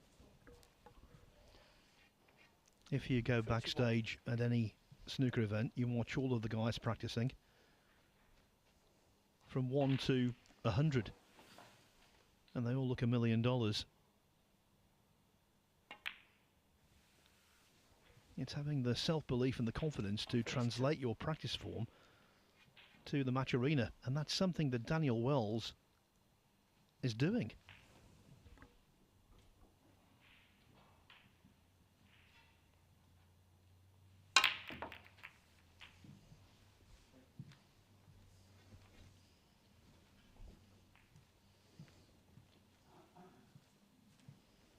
$39.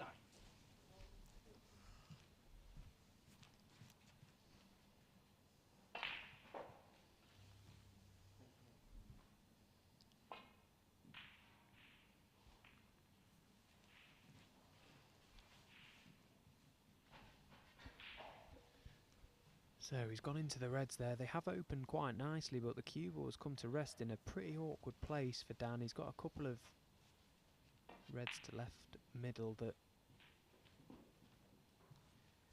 he is going to take one of them on. He's just trying to weigh up his value here, that taking this on, he's obviously going to be playing for the black. He may not leave anything too easy should he miss it. And he hasn't missed it. 40. That's a good pot. Played it nicely.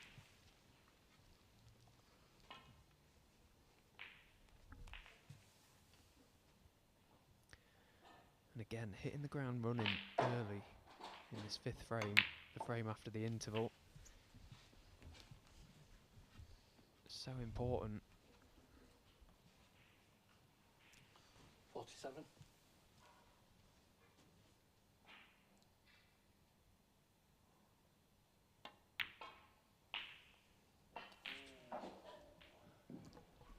Daniel Wells. That was the pocket that deprived Ding on his 67 break in frame 4. It didn't prove costly for Ding. It could prove costly for Wells. One. Yeah, and it was the same jaw he missed it to. I have to admit, as soon as he hit that, it looked like it was always going to be that near jaw. How costly could that mistake be?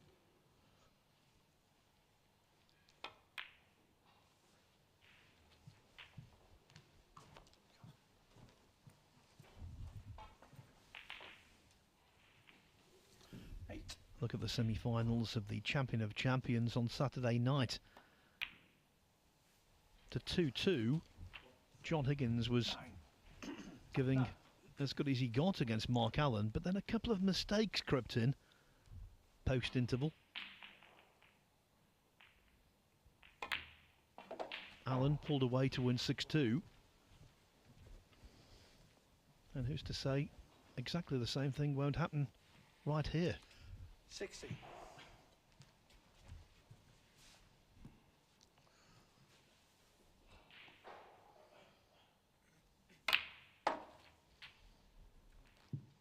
$70.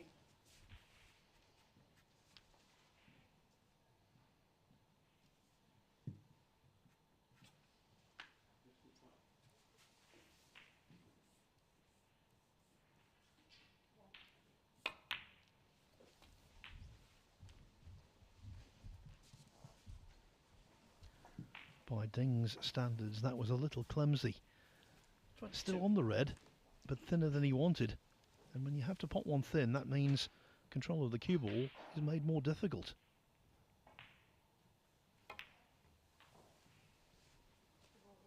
Having to settle for a choice of ball colours.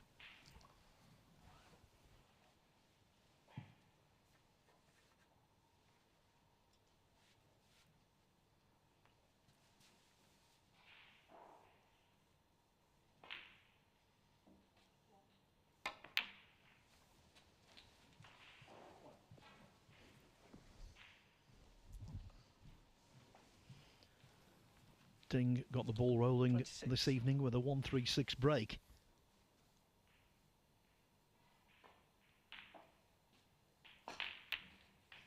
But if he could possibly clear here, 27. this contribution would hurt Daniel Wells a whole lot more. Yep, couldn't agree more with that one, Phil. Those century breaks are great, but it's these frames that are the killers. If Ding can nick this frame after that elementary miss from Dan, this will hurt for sure. Because he was starting to look really good there in this opening frame after the interval, and it's always one of those frames that, you know, the momentum can swing because the players have just had a brief interval. This could really set the tone for the rest of this game if Ding goes on to finish out this frame at this visit.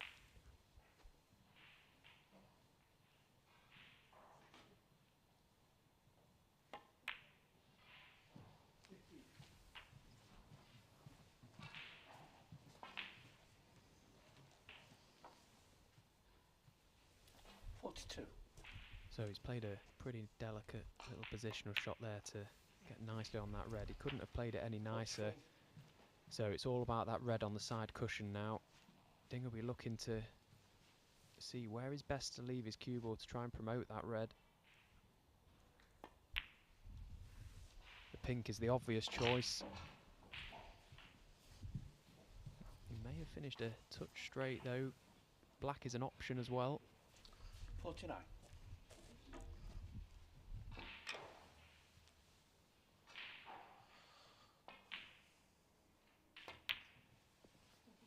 Thank you. 50. He can do something with this.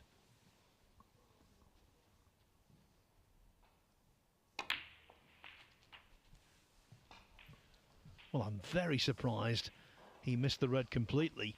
There were no guarantees he was going to knock it on over a pocket, but to make no contact whatsoever, that was unexpected.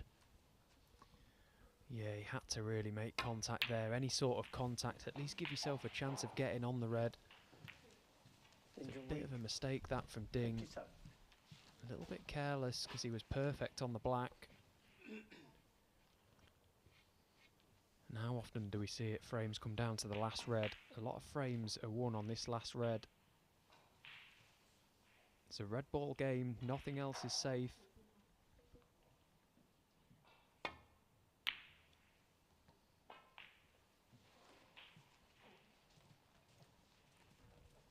That's a nice safety shot from Dan. Played that nicely.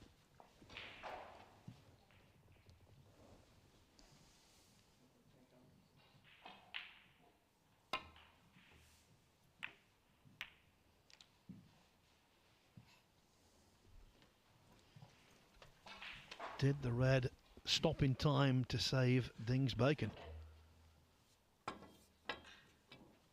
Seems to me as though a thin cut is available.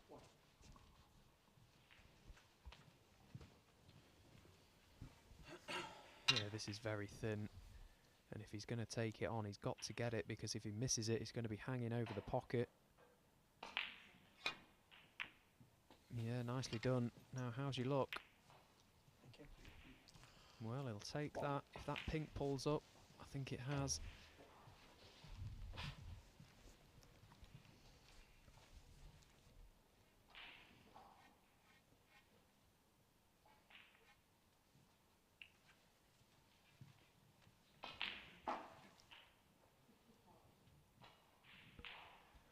Well, he's the wrong side of straight on the black here, so he's going to have to get plenty of work on the cue ball if he's going to get anywhere close to the yellow.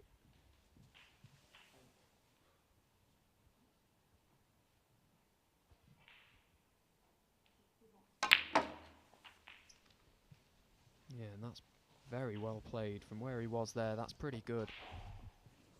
So, one good pot here. Nice position on the green. 8. And he'll forget all about that misread to the right corner.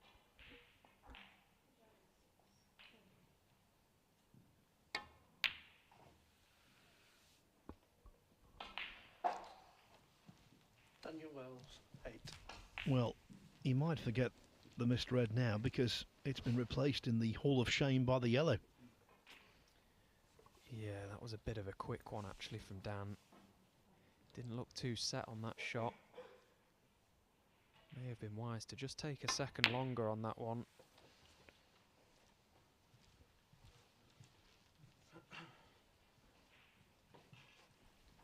And given that he missed it, really fortunate where the yellow came to rest. Had it stopped an inch shorter, bounced an inch more, Ding would have been in to clear up.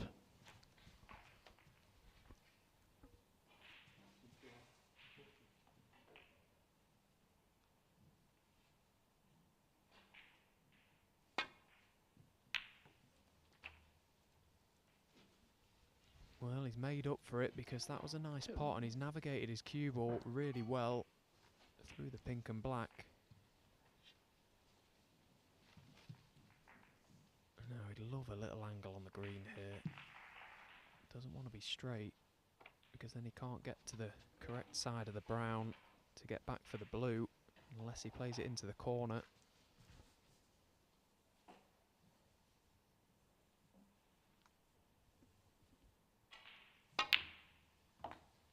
Well, he did have a little bit of angle. He was just the wrong side of straight on the green to get on the brown.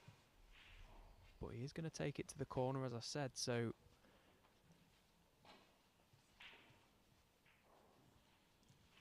Surely this is going to be frame ball now if he pots this and gets on the blue.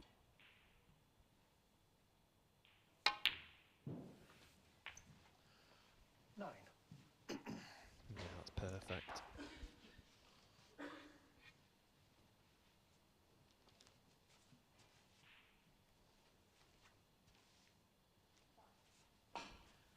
Blue and pink required.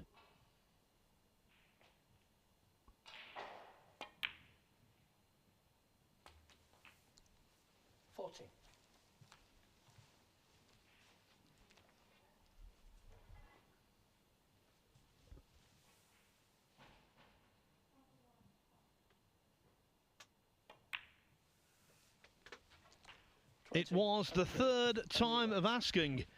Daniel Wells on a break of 47 missed a bog standard red. Then he missed the yellow off its spot, but he got a third opportunity, and on that occasion he did not fail. Yellow to pink means that Wells goes ahead for the second time. It was 2-1, now it's 3-2.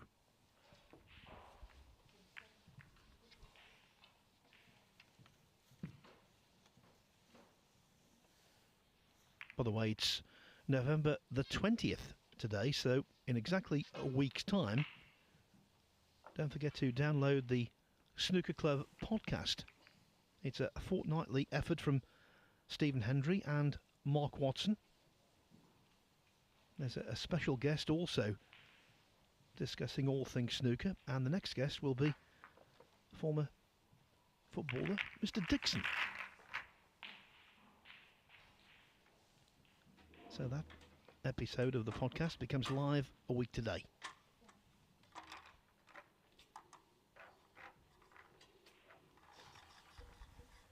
Yeah, and of course the wheel of the snooker calendar doesn't stop here. Following the conclusion of the MrQ UK Championship qualifiers here in Leicester, of course, we head to the Barbican in York, and then shortly after that we head over to a new venue in Swansea for the World Snooker Shootout. A fantastic event that I personally really do like, and not played in Swansea before, so that'll be a great chance for me to get involved again. Tickets available for the shootout from just £20 for the day. If you're interested or in the area, I can promise you, you will not have a better weekend at the snooker. It's a fantastic atmosphere.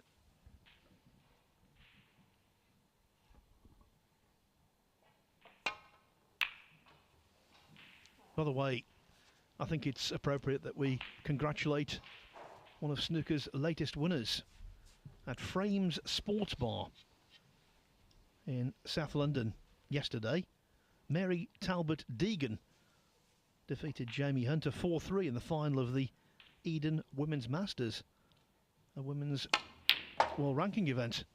Well done to Mary, and well done to Ding for that stinging pot.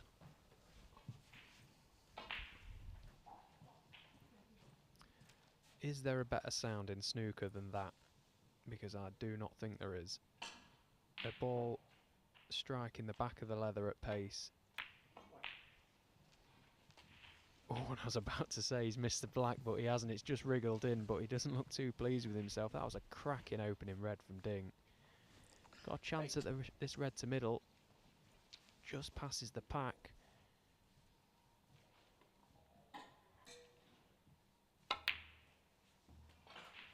Nicely done. 9. Cue ball just about pulled up. This black is thin, but he can go into the reds. He's in full attack mode here by the looks of it. He's straight down.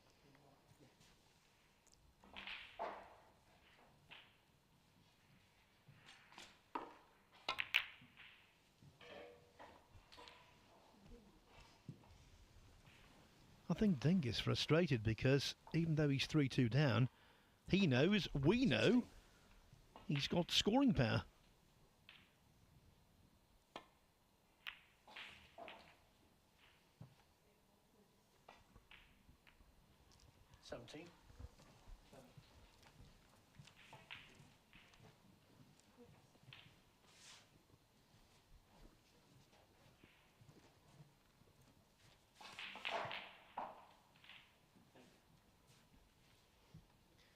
this is where it really underlines the standard of play nowadays. Dan sat in his chair looking at Ding take on that loose single long red, knowing that the pack was tight and there wasn't really much on for him. He slams the red in, and 3 shots later he's got the reds everywhere.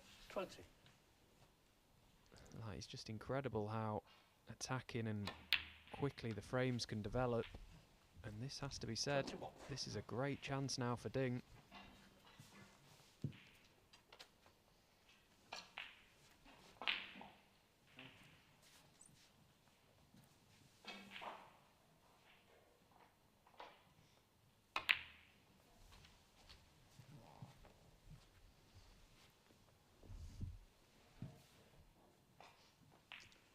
Checked.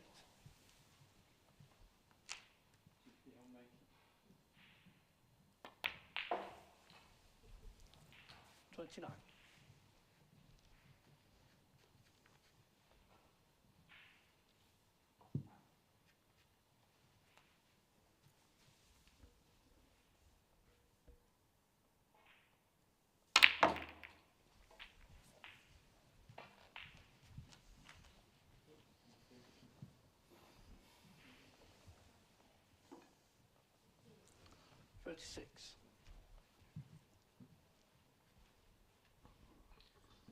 Situation complicated here by the fact that the red to left middle is a lot more difficult than it might appear on your screen, and he can't just birdie the cue ball through for the blue because it won't go into the right hand middle because of another red.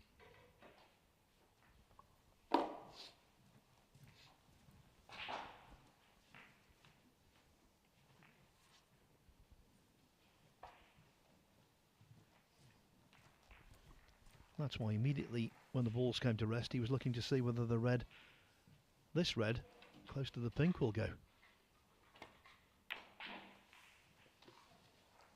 It didn't. 36.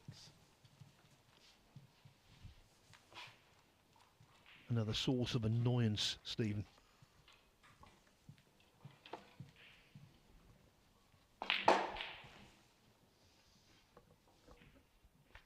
Yeah, I am a little bit surprised that Ding didn't attempt the red to left middle there.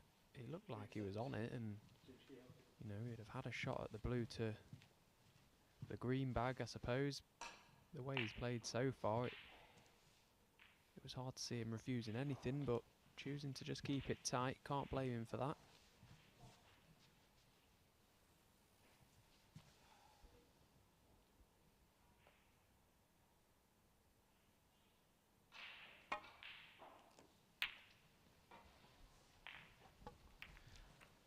Going into the International Championship in Tianjin, Ding looked as though he would be seeded for the UK Championship as a member of the elite top 16. But Zhang Anda defeated Tom Ford in the final, and that meant Ding was eliminated from the 16.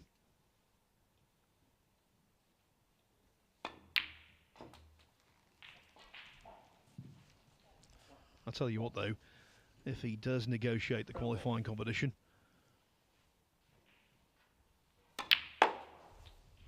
none of the top 16 seeds would relish playing him. Yeah, especially with his record in the event. You know, he's a bad drawer at the best of times, is Ding, but in the UK Championship he just seems to be a different animal. Plays so well at the Barbican, and you're right, you would definitely want to avoid him should he make it through the qualifiers.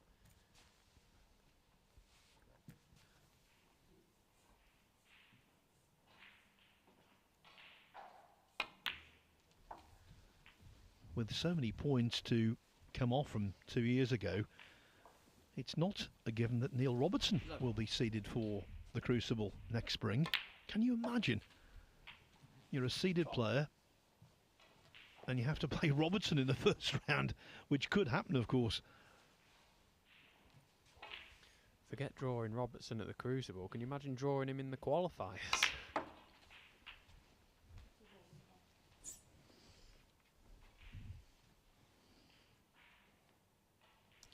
90.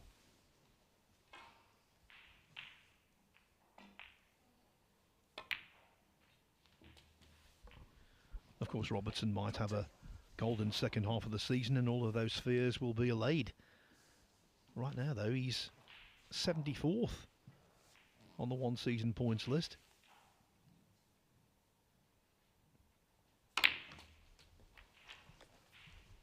And 2 years ago, well, come next February and March, 2 years, he won the Players' Championship and the Tour Championship, so hefty points to come off his total.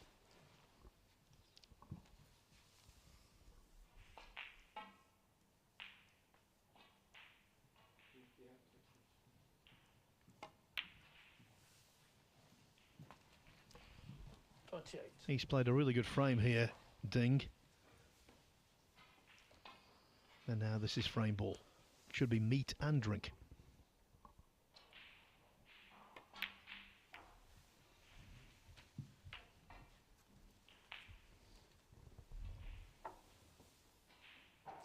$34. $35.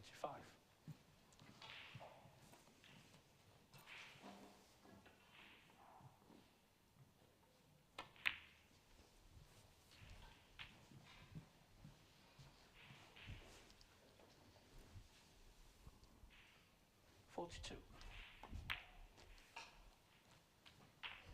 $43. This match, what a good way to end the day.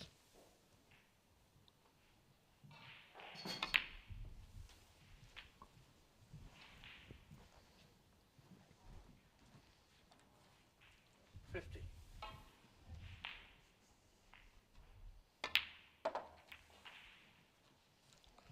$51. Yeah, and he's certainly playing at a pretty brisk pace. Ding, I was quite curious as to what his average shot time might be at the moment, and I'm just having a look, and he's nearly sub 20 seconds. He's sitting at 20 seconds a shot at the moment, so 56. that's pretty quick. Doesn't look like he's going to be hanging about 57. tonight.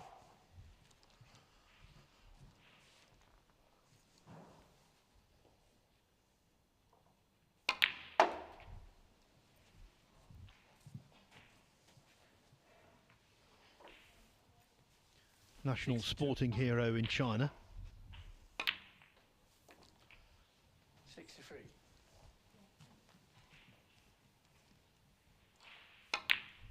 And it would be absolutely wonderful for the sport in general if Ding were to come back to his best and win more major 68. titles, especially if he could possibly win at the Crucible.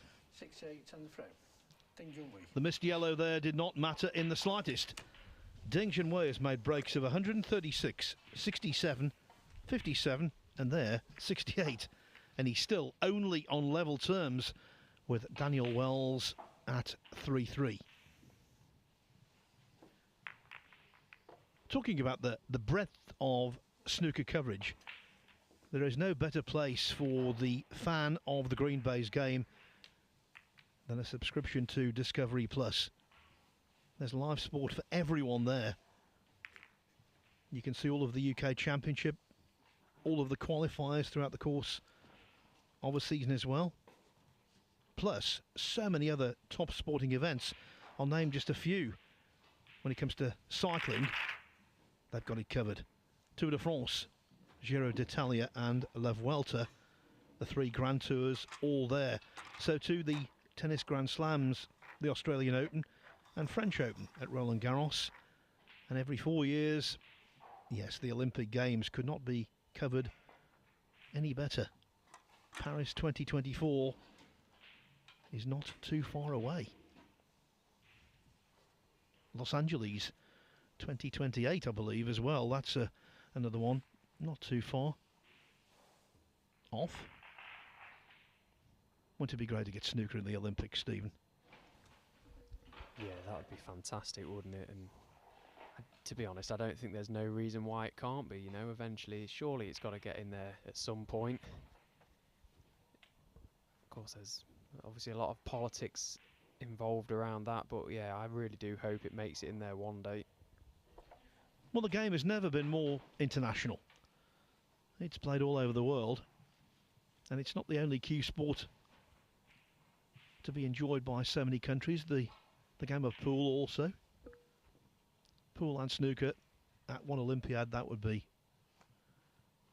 just fine for me. I'd love it. Can you imagine having to pot a black for gold? Let's give you these other scores. Tepchira Nu 4-2 up on Andy Hicks. 3-3 now, Ricky Walden against Marco Fu. Walden led 3-0 there.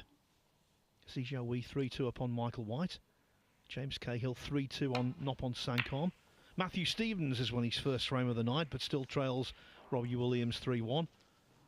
And a fine Chinese prospect, Wu Yize, is 3-2 up on David Grace.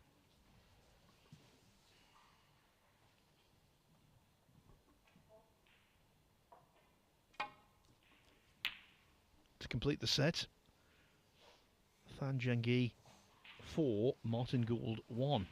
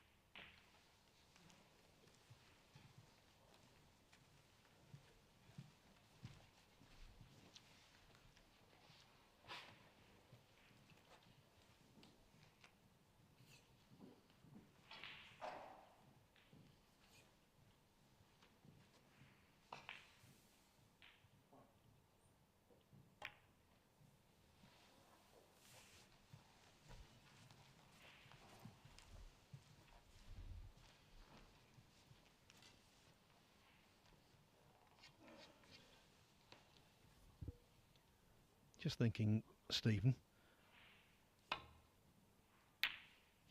the action started today at 9:30 AM local time, with the last 8 matches in the second qualifying round. 3 of those matches didn't reach their conclusion, and they were held over until a table became available this evening.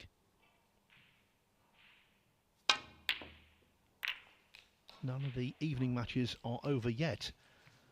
So for the likes of Sanderson Lam and Andy Lee, who are 5 each, Lucas Kleckers and Rod Lawler, Kleckers leading 5-3, and Liu Hongyu, who's 4-2 up on Martin O'Donnell. The lengthy wait continues. Yeah, it's a really tough one, that. You know, particularly for Sanderson and Andy Lee, you know, locked at 5 apiece. Would it have really been too much of a problem to let them just play out that decider? I know the guys on the afternoon session shouldn't have to wait and be delayed, but you know, it's a massive event and it's a deciding frame. You know, you can understand if there's a couple of frames like in a few of the other match, Kleckers and Lawler 5-3, the other one at 4-2. Yeah, they've had all day to wait. I know I'm good friends with Sanderson, was chatting to him up in the players lounge earlier, and you know, he's having to just mill about all day. Might not have had a hotel booked because he'd have probably waited to see how he'd have got on if he'd have won that game, and you know, he's had to try and find a hotel as well, so a lot of downtime in between, and he's got to come out tonight. All the guys have to try and hit the ground running, and especially as that decider, what a massive frame that is for them. Who knows what time they're going to get on. And we've had matches at the Crucible in the past that have been suspended at 9-9 or even 12-12. Imagine having to come back for one frame there.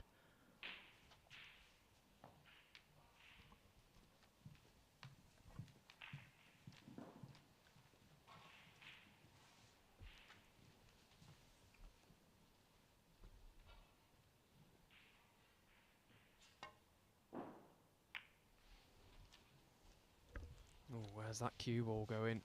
Oh, that's a really poor shot from Dan. He knew, I think, straight away as soon as he hit that red that white was going to be going close to that corner bag, and didn't have to be so accurate there in trying to get that cue ball into such a specific area. It looked for certain that he was going to get the coverage anywhere up in that corner, so to going off, he's lefting a chance.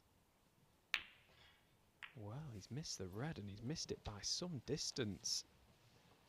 That is a shocker from Ding Junhui.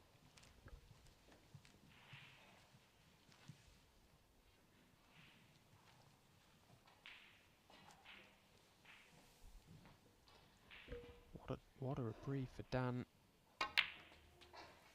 He'll have been kicking himself going back to his chair there, but he probably cannot believe he's back at the table so soon.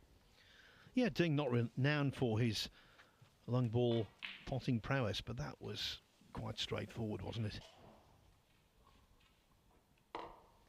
Yeah, it was made a touch more difficult in the fact that he was playing it with drag to try and hold the cue ball, so you implement a tiny trace of side on that particular shot, it can go off its intended path pretty quickly, and I can only presume that was the case with that one, but Dan won't mind that one bit. He's back at the table, looking to respond himself. He's from South Wales, from a town that's a real snooker hotbed, Neath, which has produced the likes of Michael White and Jamie Jones. From a different era, Steve Newbury. He was a terrific match player.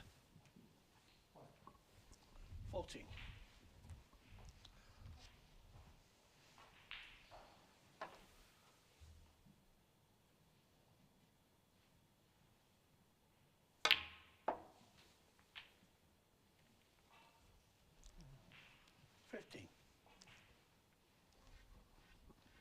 Recently had the great pleasure of doing the streaming commentary for the World Billiards Championship final, which took place at Landywood Snooker Centre in the West Midlands. Peter Gilchrist lifted the title, and the reason I mention it is because billiards has produced one of the most extraordinary sporting hotbeds up in the northeast of England. The Middlesbrough area has produced so many world champions and 20. world-class players. The Teesside Boys Billiards League responsible for that. The point I'm trying to make, if you get some good players from one particular locale, others tend to be inspired. Yeah, and as you've mentioned, the guys from Neath, they're all feeding off one another and practicing, seeing each other do well and wanting to get to that level. You're just pushing up each other up, I suppose, and that's a great environment to be in. And it's no wonder that they're all playing pretty good stuff at the moment. Hopefully one of them doesn't play too well at the shootout, because I've got Jamie Jones in the first round, so I'm hoping that he has a bad day at the office that day. Or to be more precise, about 10 minutes.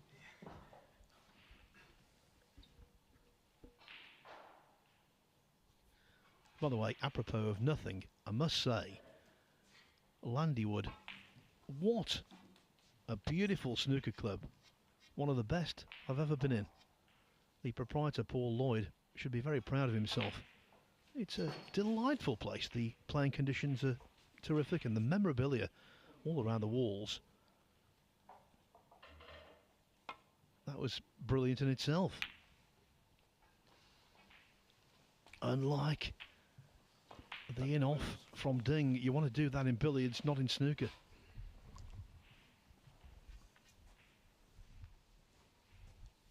Yeah, it's a fantastic facility, Landywood, and home to a couple of professionals. Stan Moody, I believe, is based there. Mark Joyce as well, I believe. We had a Q Tour event there a couple of weekends ago, and I just thoroughly enjoy playing there every time it's there. The staff are very accommodating and friendly. The conditions are absolutely superb. It really is one of the best venues that we've got on the amateur circuit now.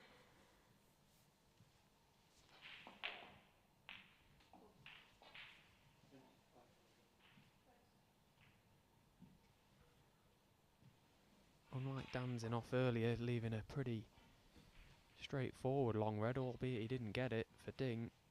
He's not left anything too straightforward here for Dan. Of course, he has got reds that he can attempt. He's just trying to see where he can place the cue ball that it will make the path as easy as possible to try and get out of there, back out for a colour.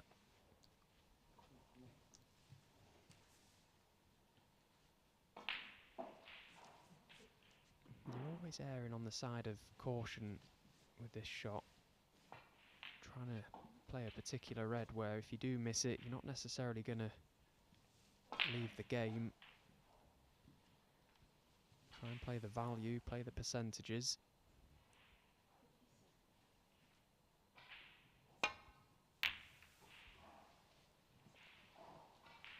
And that's why he chose to refuse that red. Try and keep it tight.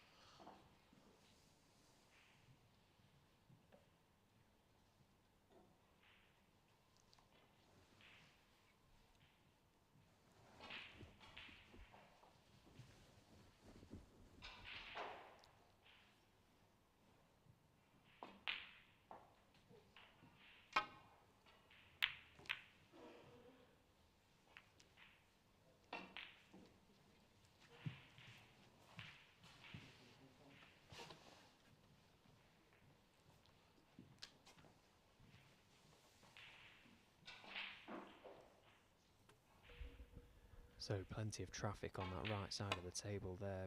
Both players will be looking to try and leave the cue ball in such a way that it cuts off this left side, try and force a mistake out of one another. That's a pretty good shot from Ding.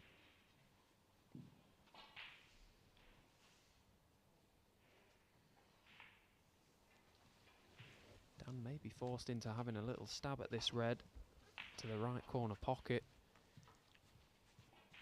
He may can navigate the cue ball back up to Bork, but doesn't want to try and be too cute with this one. Put full focus into the pot.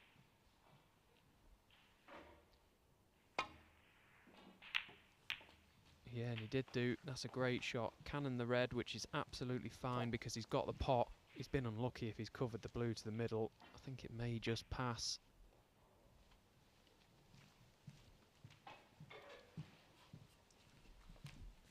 Put all his eggs in one basket there and committed well to the shot.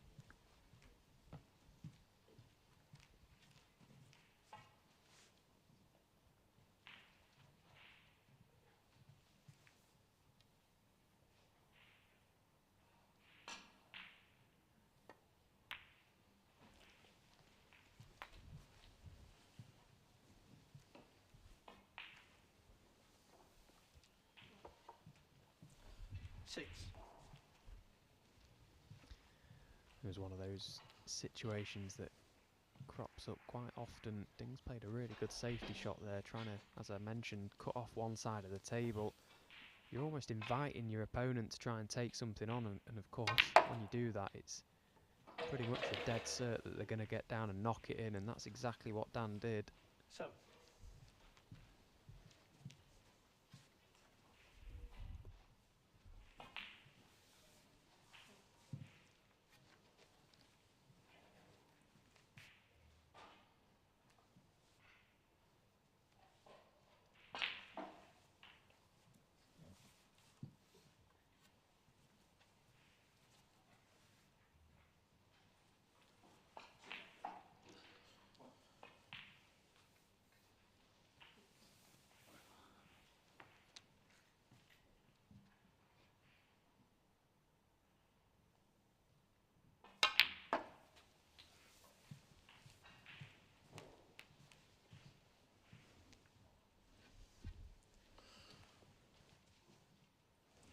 10.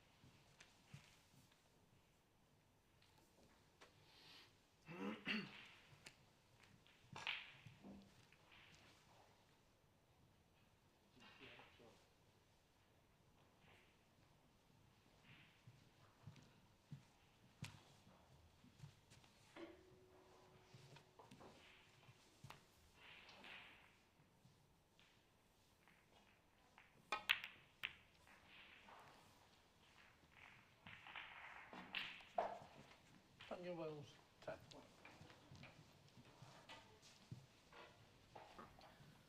Where many of the Reds have come to rest, a 30-point lead is useful.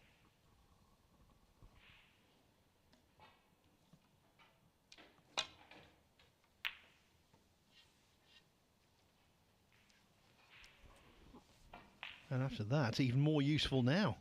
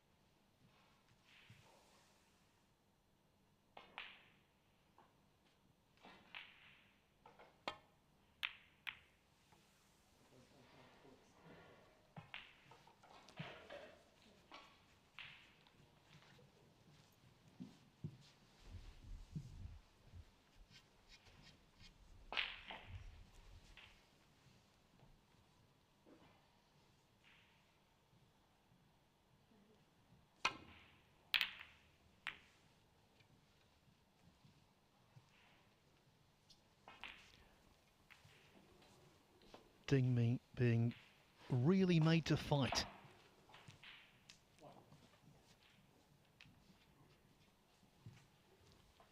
Wells attempting to bridge a significant gap in the rankings of 65 places. Right now he's doing a good job.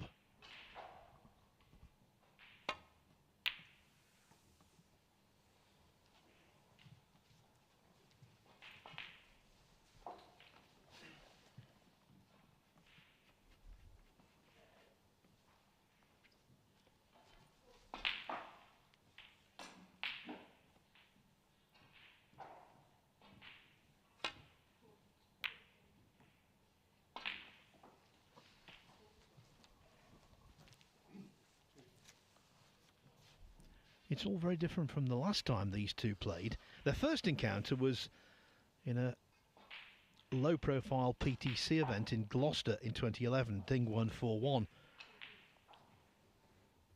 Their most recent encounter, although it wasn't really recent, Ding won 5-1 in the last 64 of the 2018 China Championship. Daniel Wells took the opening frame, then Ding made breaks of 125, 89, 79 and 53.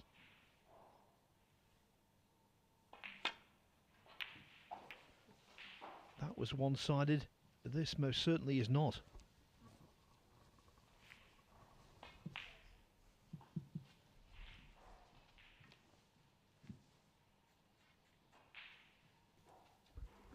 Yeah, it's been a very tight affair so far, this game, and this frame is going a similar way. Very cagey stuff. All the reds going towards that right side of the table. A little bit of a stalemate, because even if a player does get in, it's not necessarily a great scoring chance. There's plenty of legs left in this frame yet.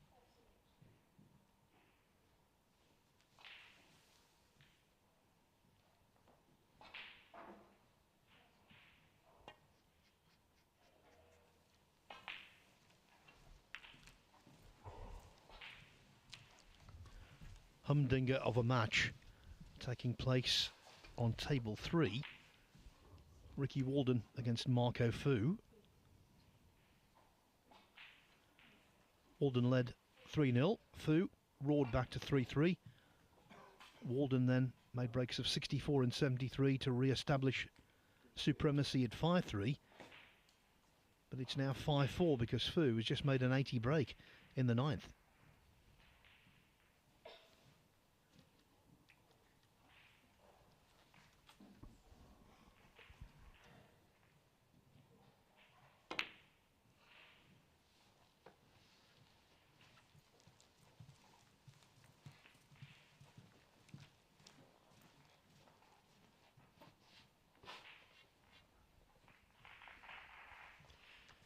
Now, Ding's left a tempter for Dan up into the yellow pocket.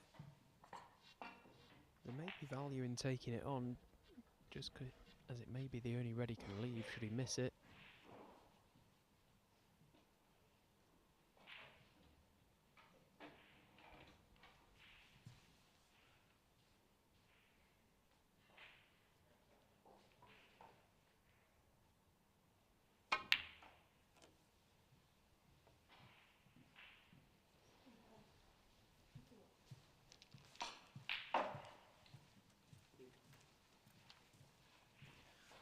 One of those frames where it looks as though someone has picked up the table and tipped it to one side. Normally at this stage, with so many reds still available, a 30-point lead can be easily erased. Not so where the reds are here.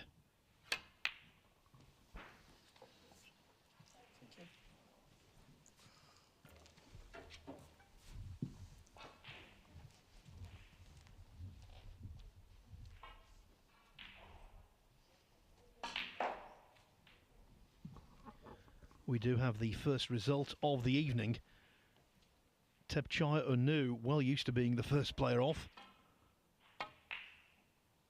He's defeated Andy Hicks 6-2. Looks like a very convincing display as well from the tie.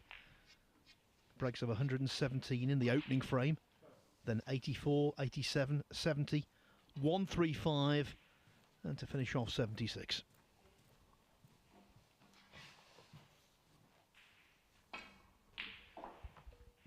When he starts to buzz Tepchai Unu, you think, well, he's a world beater.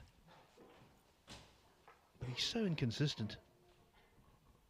Yeah, and it's performances like that that just show you he really is box office, but he can go missing as well at the same time.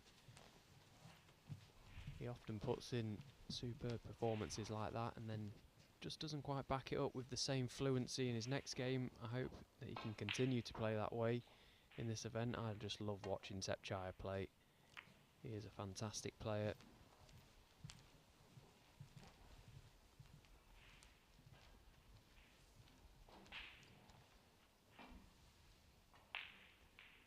that just makes the game look so effortless. If anyone out there listening has ever tried to play snooker or does play, you know how hard this game is. I know the top players make it look so easy day in, day out, and as you know, it really isn't that easy. But a lot of the time, these types of players, Tepchire, you know, Jack Lazowski, Judd Trump, they just look so easy on the shot and easy on the eye. They just fall into place so effortlessly, and it's what makes them look so good. Tepchire Nu now one victory away from qualifying for the last 32 in York. He will face either Ricky Walden or Marco Fu on Wednesday.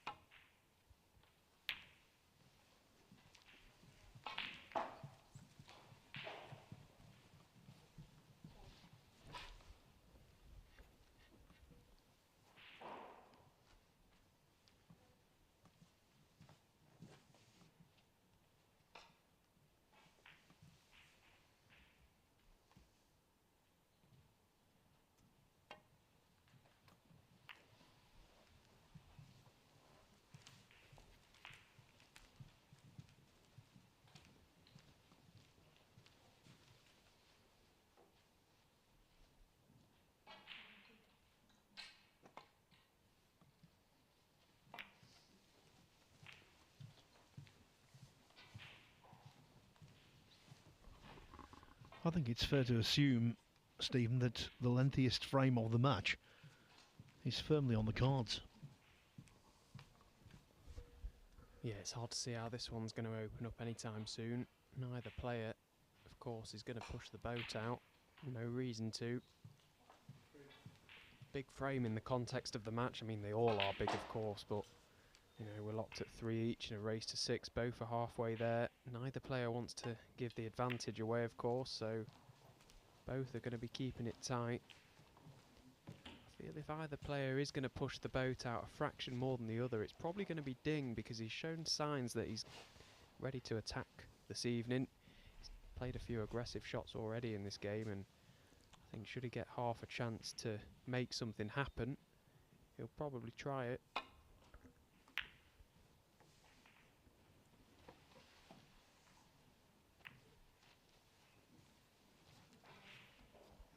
This is definitely one for the purists, Phil.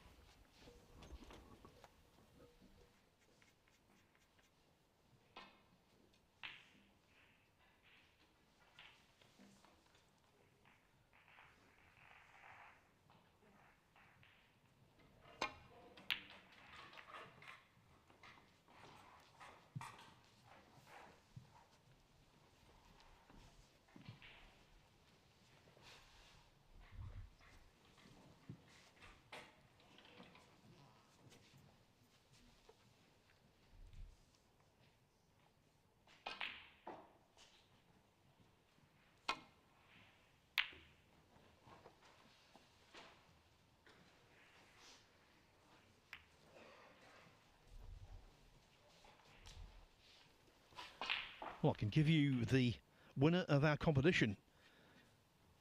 The question was, for all of his success, what was Ding Junhui's first world ranking title? Well, it was the 2005 China Open in Beijing, when he beat Stephen Hendry in the final.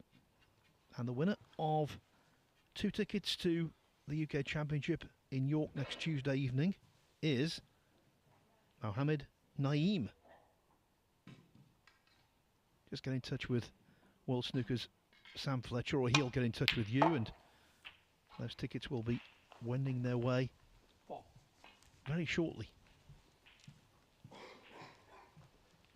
That was one of the great occasions in snooker history that I've been lucky to be at, that 2005 China Open. Hendry led 4-1. It looked as though the fairy tale was over, but Ding came back to win quite handily in the end.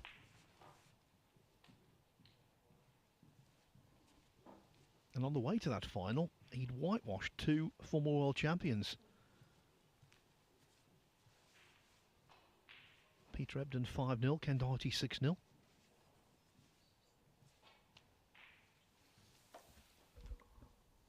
in saying that he played in that event as a wild card? Yes, he was originally in the qualifying competition, but of course the organisers quite understandably wanted him there guaranteed. And the way things were set up then, there was always the chance he could possibly lose in qualifiers here in the UK. So before the event began, they pulled him out. He played as a wild card and ended up winning the whole thing. Officially, for winning that ranking event, because he was a wild card, he didn't receive a penny.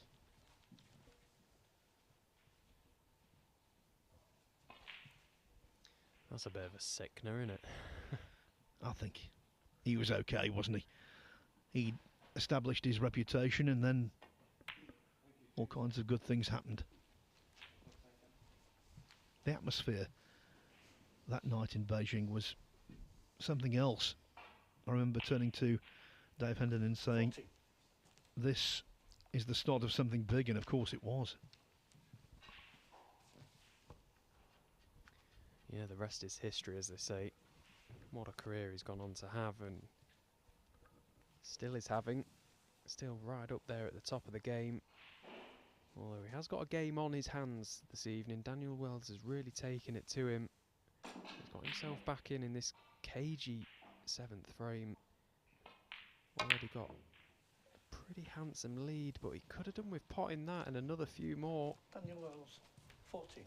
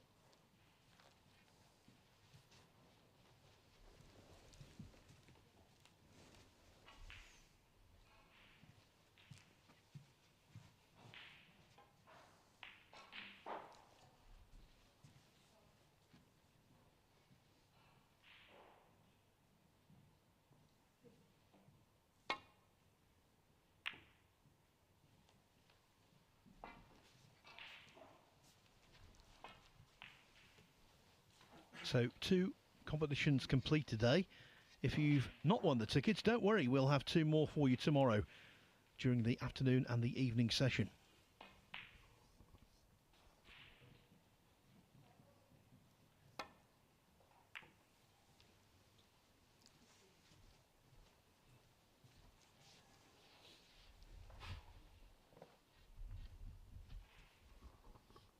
Maybe we could say, what natural element has wrecked Stephen Hallworth's practice room, but I don't think he'd thank us for reminding him.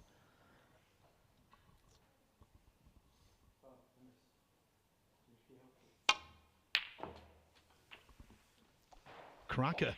He spotted some really good balls, Daniel Wells.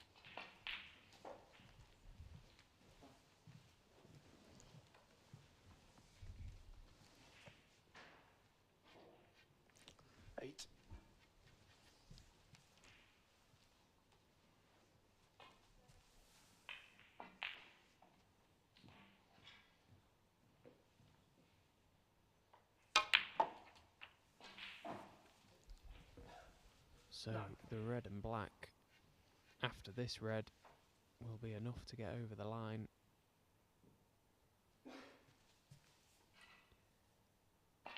Leave him 68 in front with 67 left on the table.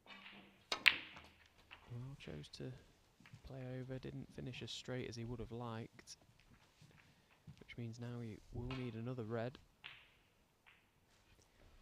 16. Not too much pressure on because you can clearly see that it's pretty tied up over that right side of the table, so even if Ding does get in, it will take something real special to win the frame in one hit. So Dan choosing to keep it tight again. Daniel Wells. Just chipping away at this frame, being very patient.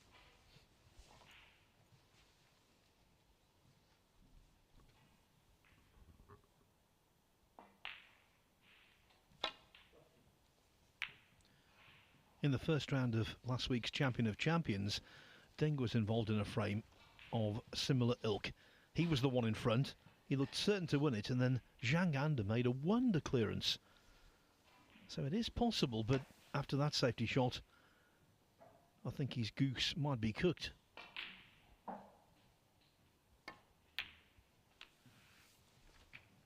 One.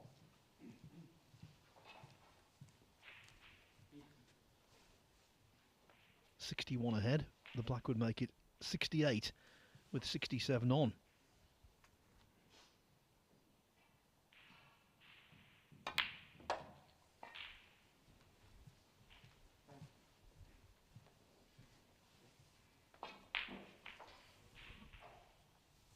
Eight.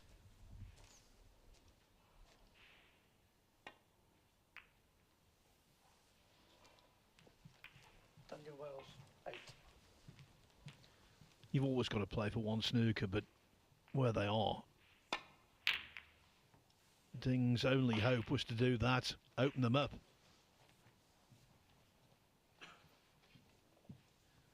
He's actually played a magnificent shot. Yes, it's risky, but he had to take the risk.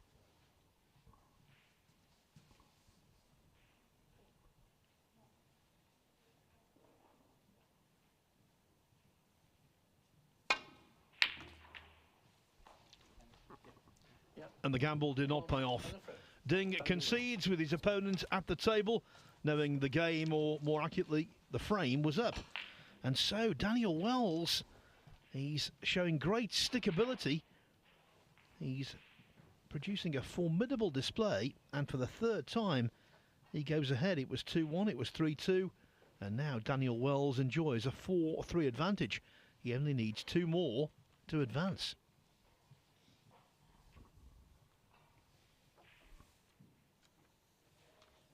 You know, the snooker community does an awful lot for charity. It was much made of Rob Walker, the master of ceremonies this summer. He did the journey from John O'Groats to Land's End, would you believe, and raised a fortune. And the official charity of the World Snooker Tour is Jessie May. Now, if you're going to the Barbican next week and you see the people in purple T-shirts, well, it's the Jessie May Children's Hospice at Home. They do simply inspirational work for children with life-limiting conditions. So please, if you do see them, try and pop in a donation. It would be gratefully received.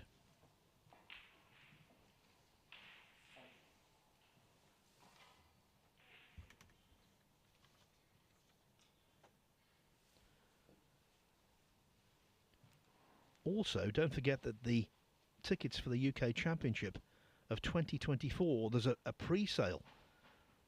They will be available from 9 AM on Saturday, December the 2nd. But you must register by 9 AM on the 1st to make sure you're in the priority window with the first chance to purchase those tickets.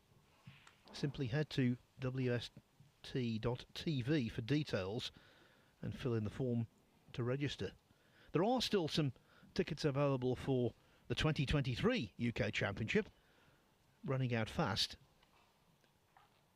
certain sessions at the Barbican are sold out. Others, well, there is a small amount of room.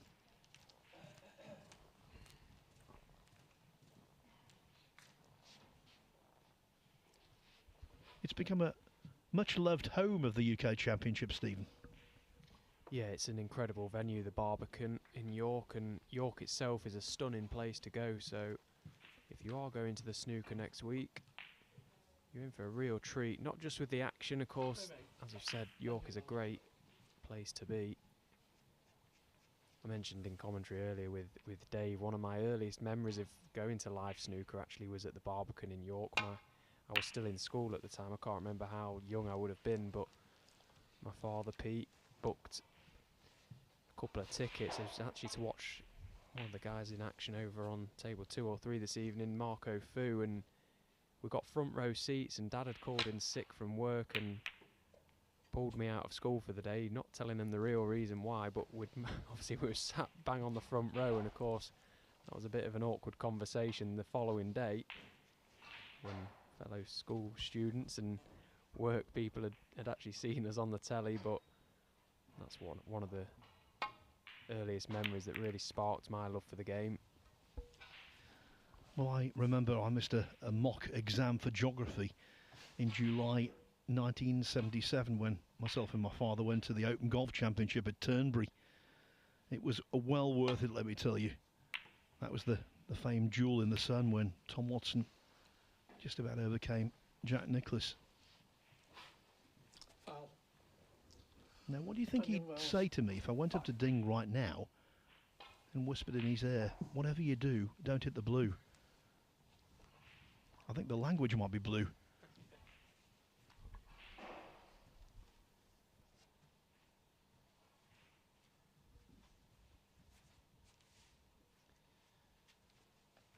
Yeah, and he's left the red for Dan, albeit it's not easy to get on a colour from here. May have to play a pretty firm shot to try and get back up the table.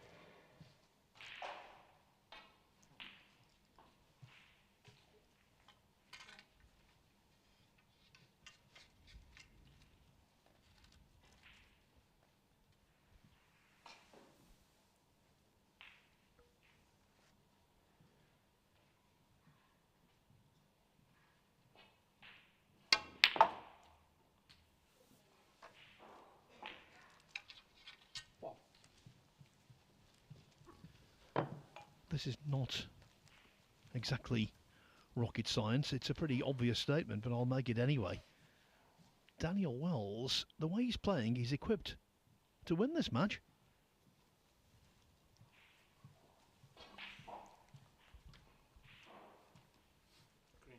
Green ball. Yeah, absolutely, and it's quite refreshing to see because he has played some good stuff, as we've already mentioned, this season and last. So to see him come out and really take the game to Ding, who has played really well himself, actually. He's scored very heavily in this game. This will be a great result for Dan if he can finish out this match. He's still a long way away from the winning line just yet, though. Plenty of snooker to be played.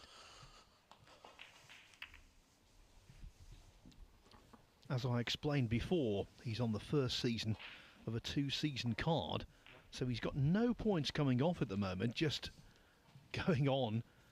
He's climbing those rankings all the time. And a win here tonight would see another move very much in the right direction.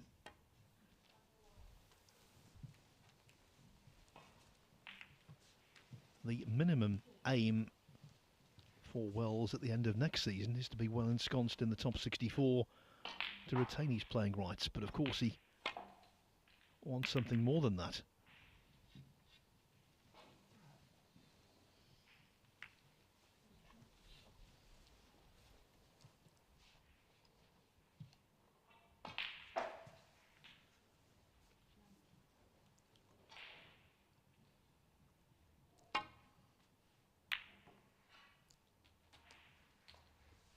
Yeah, that's a good pot from Dan. There was always a chance that that red could go in. He was having to catch it thin enough to get the cue ball back to Bork, and it was always going to be heading in the direction of that pocket. So this is another chance.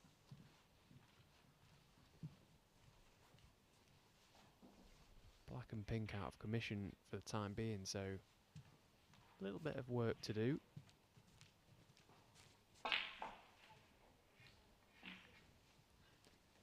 Just wonder if he could be tempted to play the brown off one into the pack of reds, try and just get them moving.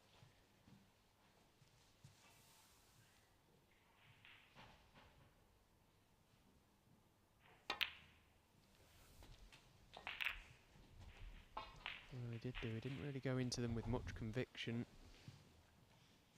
So he was always going to do well to land on a red there.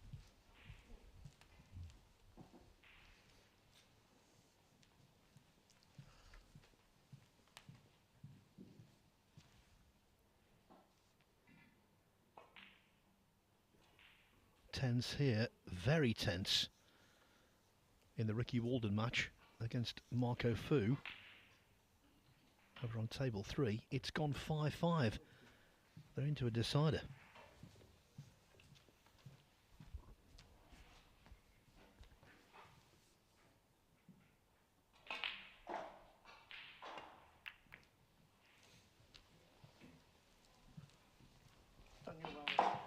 To keep you right up to date with that, Walden in first on a break of 38.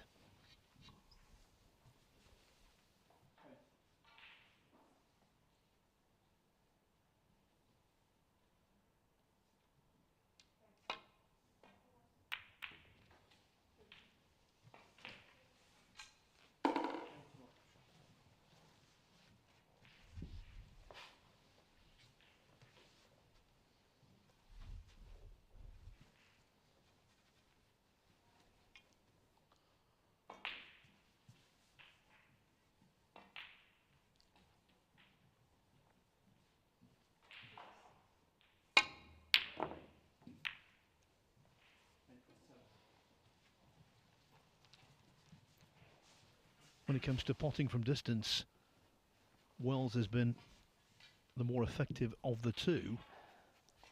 Even though he didn't get that one, he got very close.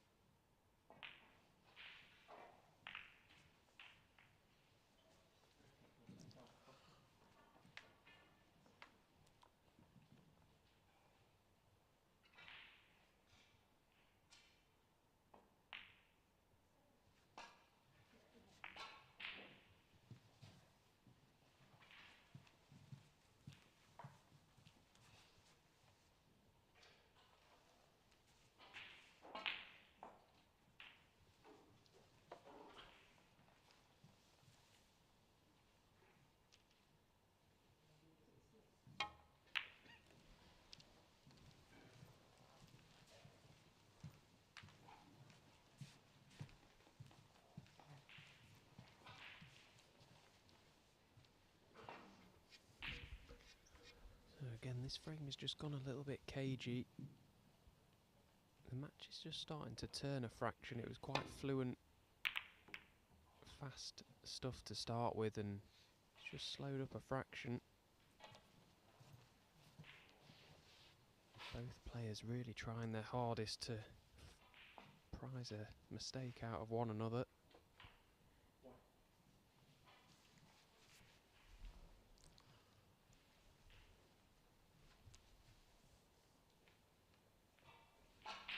I think that's a credit to Dan as well, really showing a maturity to his game that, you know, he's not going to get frustrated if it's not quite going as planned. He's happy to stay out there and battle it out.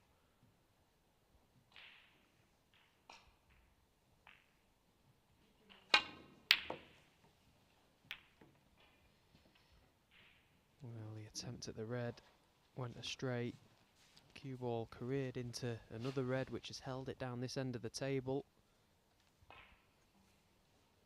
So can Ding pot this red? Play a little screw into the pack of reds maybe and play for black to middle? Or is he trying to navigate a path through the reds back out for blue or black?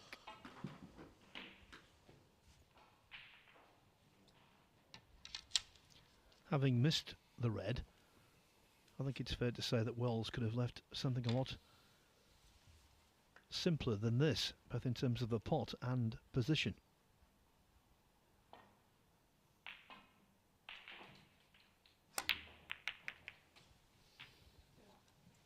Thank you. So he got one half.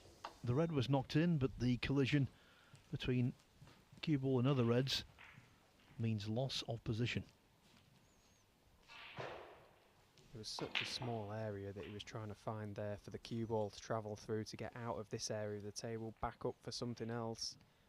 You had to be so accurate with that. The pot needed enough attention as it was. So needs to play a good safety shot here. Especially with that red Danger up away. near the balk area, and I think he's covered it, so that's pretty good.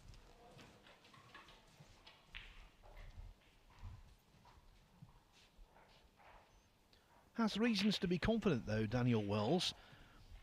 The Championship League ranking event kicked off the season right here at the Morningside Arena in Leicester, and he won a group in that before losing in the second stage, or losing out in the second stage.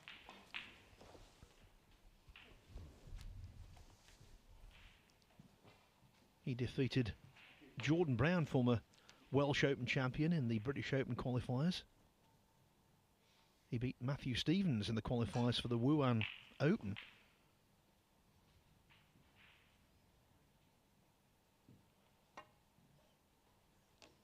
And I've mentioned before the sterling work at the International Championship. That, though, wasn't one of his best.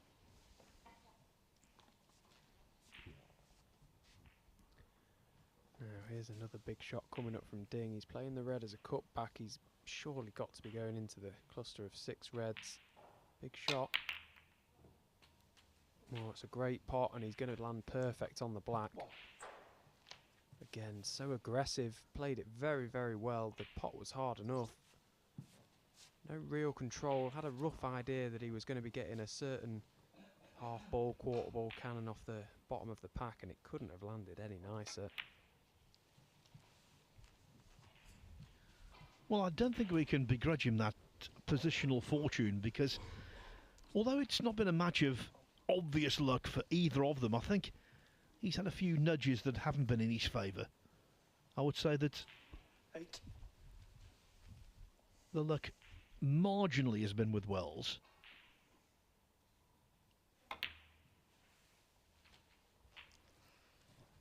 Yeah, you feel over the course of a match this distance, first to 6, best of 11, that the run and the flicks often even themselves out, albeit when you're out there in the thick of it, it maybe doesn't always feel that way. But from a neutral perspective, looking in on the game, you're right, they've both had 40. a number of misfortunate flicks, if you like, and a couple of good ones, as Ding's just had there, 15. but it's not necessarily getting that little bit of rub of the green, if you like, but what actually you do with it when you get it. And it's these moments now that Ding is faced with, that he's got to take this opportunity, make it count.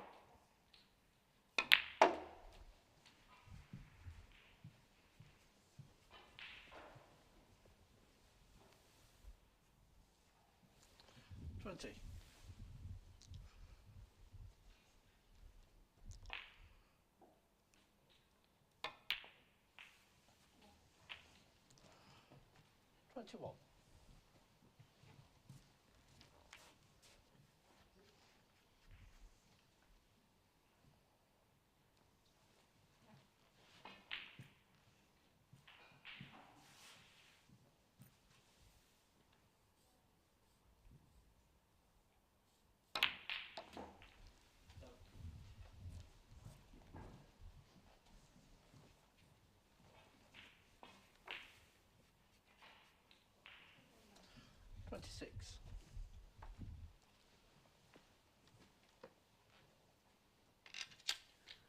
I thought he might play that with a touch more side. Maybe he did, and the side just didn't take. Having to really stretch on this one with the extension on the back of the cue.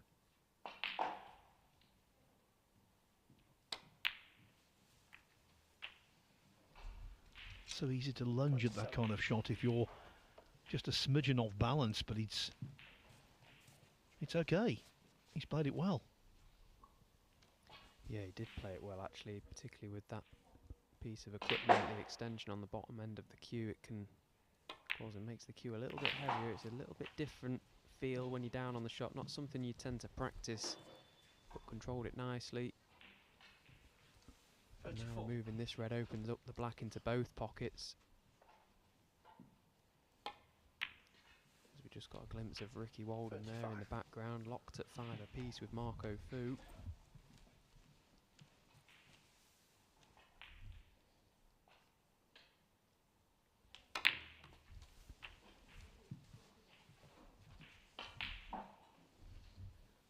Would you believe, after Walden led 3-0 and 5-3, it's come down to the last two colours. 43. Fu needs pink and black, Walden just the pink.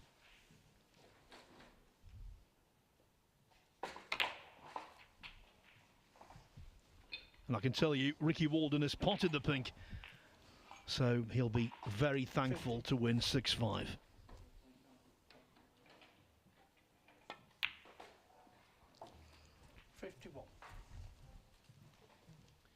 Yeah, so Ricky Walden versus Tetchiro Nu in Judgment Day. What a tasty little clash that will be.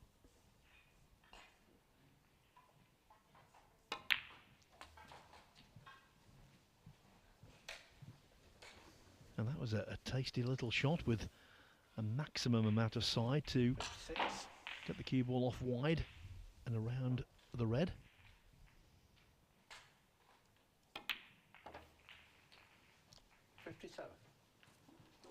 Dink's break on the verge of being frame winning.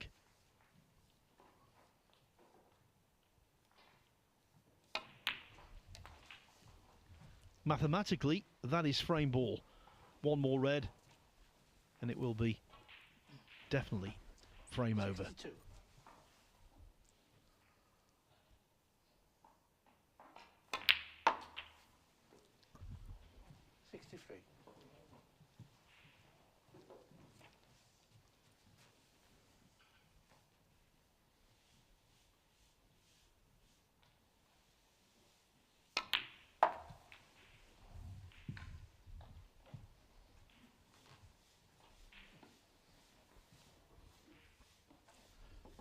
62. Well, never more than one frame in this.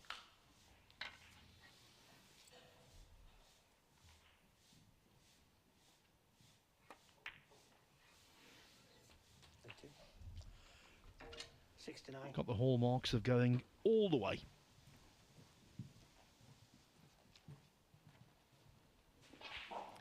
Yeah, it's been blow for blow so far, and I have to agree with you, Phil. It's very likely that this could go all the way, this game. It's just got that sort of feel about it. Neither player able to really run away with it. 76. Lost a tiny bit of its fluency, but this has been a great visit from Ding. Of course, he had that nice flick on the reds to land plumb on the black second shot, and well, they've taken them lovely since then. Chance of a century as well. No stranger to those in the upper echelons of the all-time century breakmakers on the Pro Tour.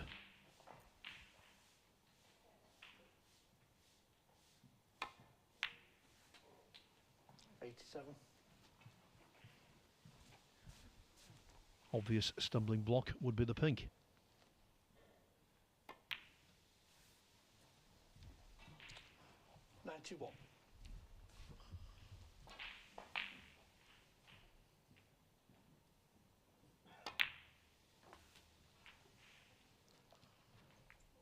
96.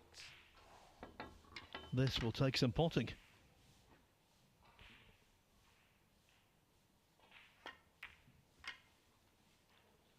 Not there. Ding denied a three-figure contribution, but at least he's back on level terms. For the fourth time tonight, it's all square. It was 1-1, 2-2, 3-3, and now it's 4-4. We started out with a best of 11. It's down to the best of 3. And if you look at the scoring, well, the bulk of it, unsurprisingly, has been done by Ding. Breaks of 136, 67, 57, and the contribution we just saw there. But Daniel Wells has been potting very nicely. He's been really competitive.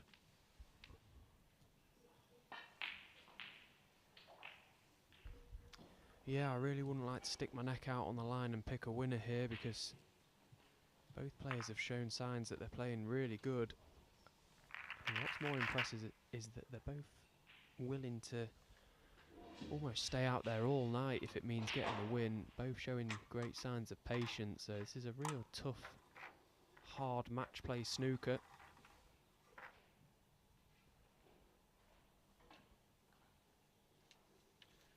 By the way, we talked about tickets for the UK Championship, but 2 other ranking events to come before Christmas after the UK Championship. The shootout is taking place at a new location in Swansea. The atmosphere there, unique to say the least. Tickets available from just £20, and then we go almost immediately to the Scottish Open, the 3rd leg of the Home Nation Series, at a well-appointed venue in Meadowbank, Edinburgh. Tickets for that on sale for just, well, starting out at £15.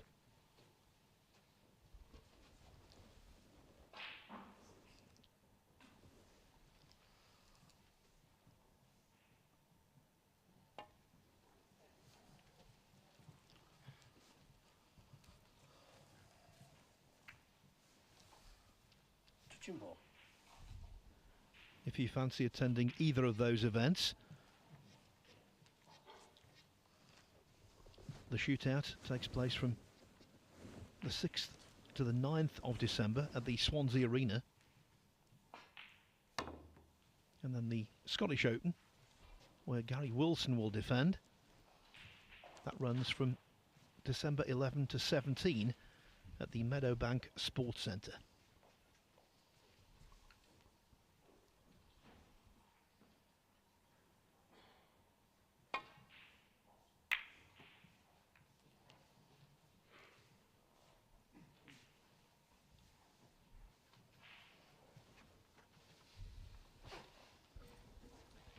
Well, Dan playing that safety has pushed a red over this left corner, but in doing the safety as well has pushed 2 reds to the right of the black, preventing it from potting in that right corner pocket. So Ding's going to have to play a really good shot here. It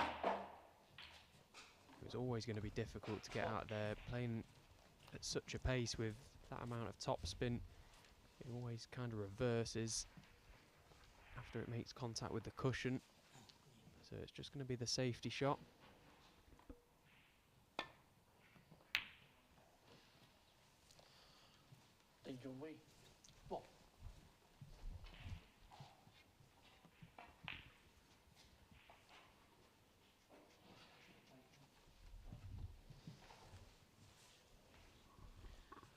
Play started today at 9:30. A total of 24 matches spread over 3 sessions. Would you believe, at almost 20 to 11 local time, 9 results still have to be franked. 6 from the evening session, 3 held over from the morning session.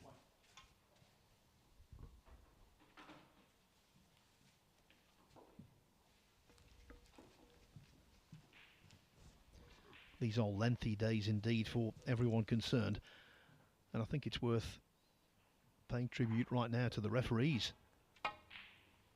They have to concentrate hard for lengthy periods of time. Many of them today will have officiated not one but two matches, sometimes back to back.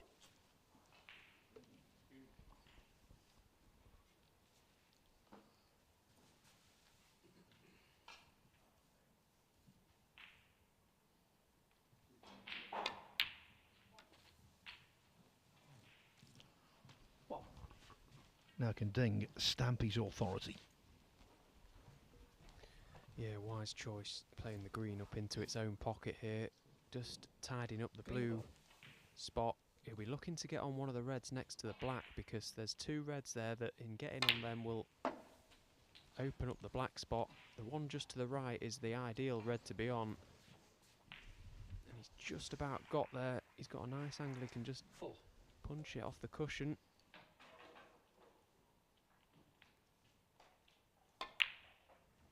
And now this is a great chance. That's the key to break building right there. Those three shots that Ding has played, straight away trying to unlock the frame. Came round, had a look, exactly where he wanted to be. There was one ball that was going to open it up, and he's took the first opportunity to get on it.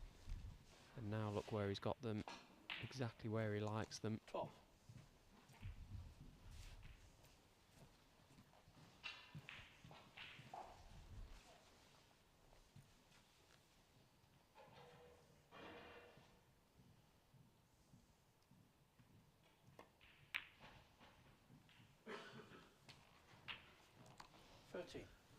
Just caressed that red in. The pace allowed it to drop off the jaw.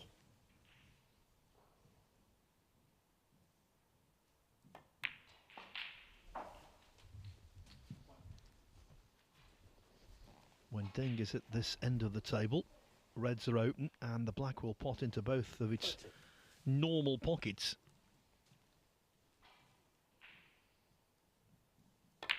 That is a recipe for concern if you're the opposition. 21.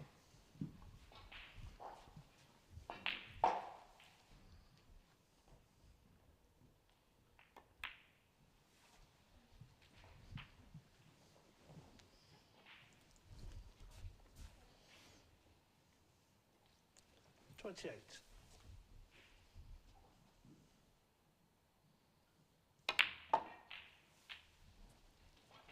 $29.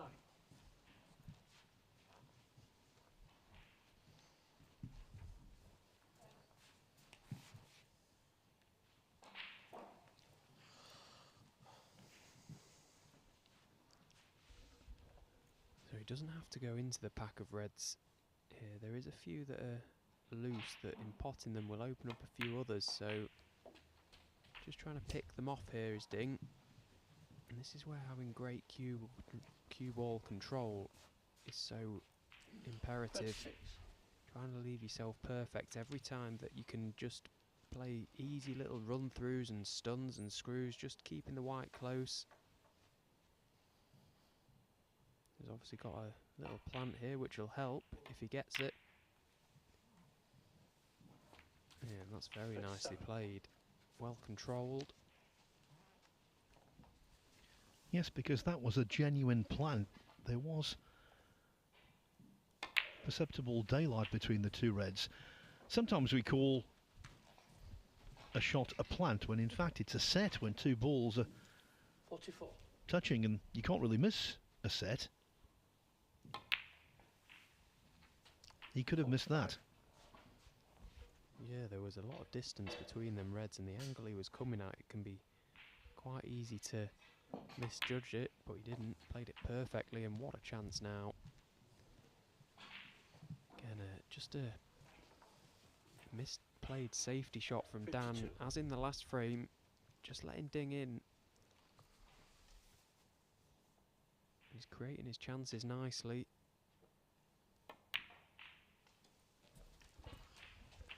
$53.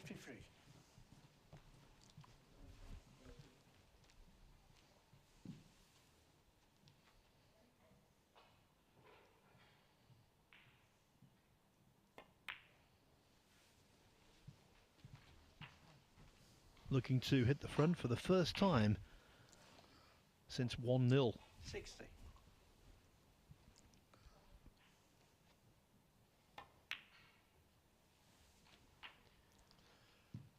61.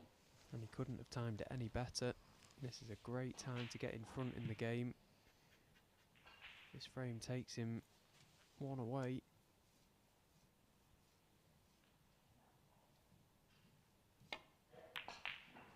He has scored so well in this game, Ding. Every time he gets in with the balls, as they have been, just looks like he's going to win the frame in one hit. And he's done that again here. Barring anything out of the ordinary here, just needs to make sure of this red.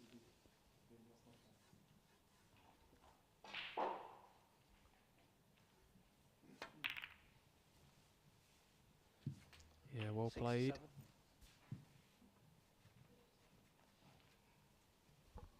A little annoyed there wasn't more separation between cue ball and pink.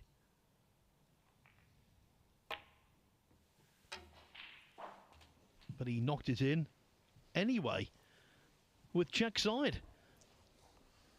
Simple as that, Phil. 73. 74. All very well to make a big break in the first frame of a match or when you're totally dominating well ahead.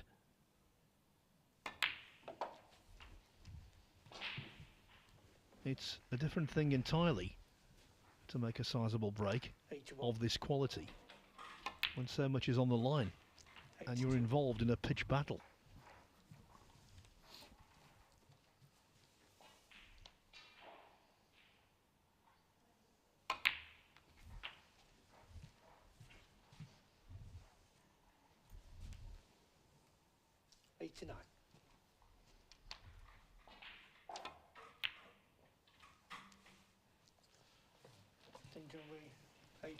Again, no century, but the main task completed with considerable aplomb, I thought.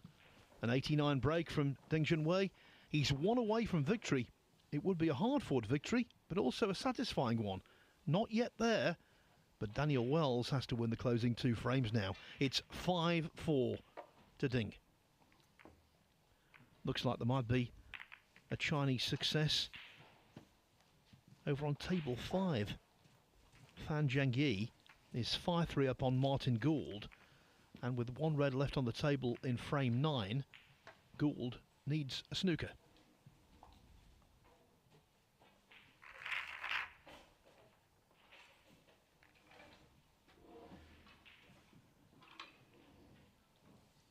Hong Yu against Martin O'Donnell, Sanderson Lam against Andy Lee, and Lucas Kleckers against Rod Lawler. They're yet to finish their second qualifying round matches from this morning. Sijia Wei and Michael White, 5-5. That's the second decider in succession for White. And with 1 red left on the table, it's wide open.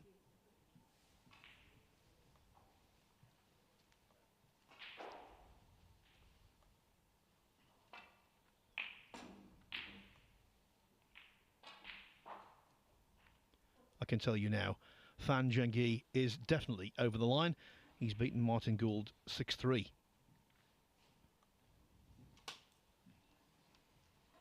Nopon Sankam and James Cahill 4-4. You might have seen Cahill looking over the barrier because he's on the adjoining table here.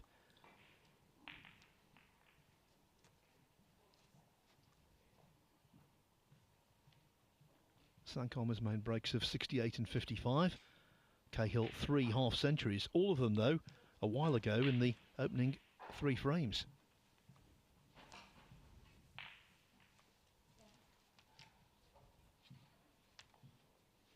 And after a slow start, Matthew Stevens is back in it against Robbie Williams.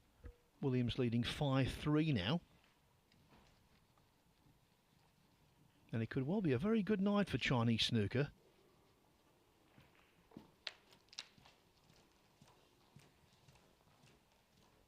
Because I can tell you that Wu Yize has defeated David Grace 6-2.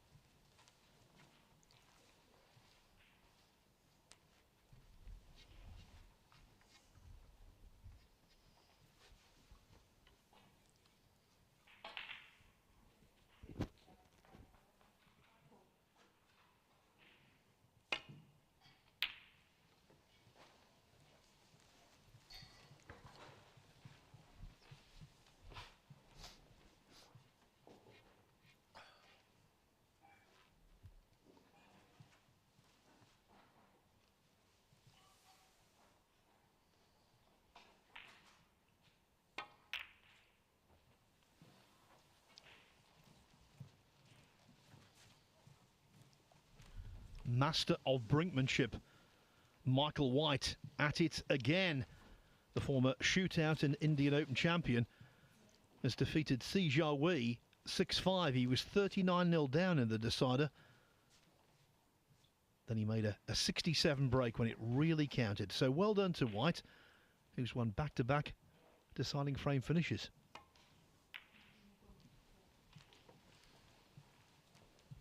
It was all white on the night in the end.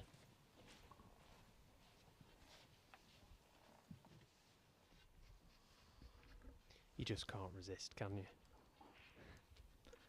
I'm afraid not.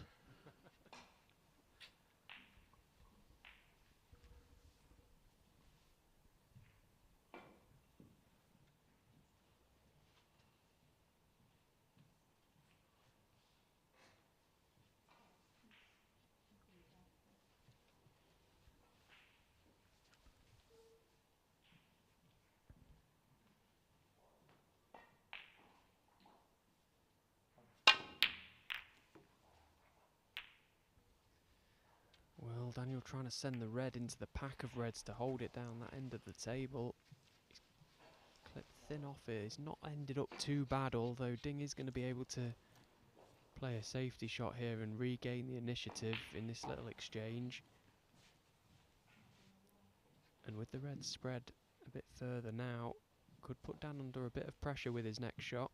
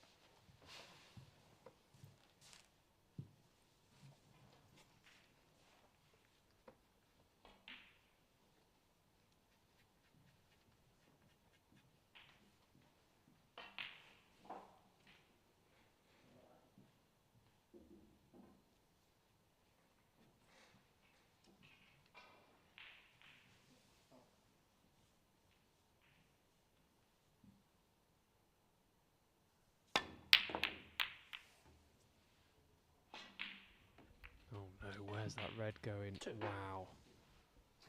Wow, would you believe it? What an outrageous fluke that is. Well, one flew into the yellow pocket, then the one trickled into the middle. Two reds fluked, and look where he's dropped on the blue. Daniel Wells right now feeling sick. Yeah, and we was just talking about the run of the ball, and that is absolutely scandalous, particularly at this stage of a game. The way Ding's been playing as well, and the way he's been scoring. We didn't get a chance to have a look at Dan there, but he'll be absolutely spewing inside.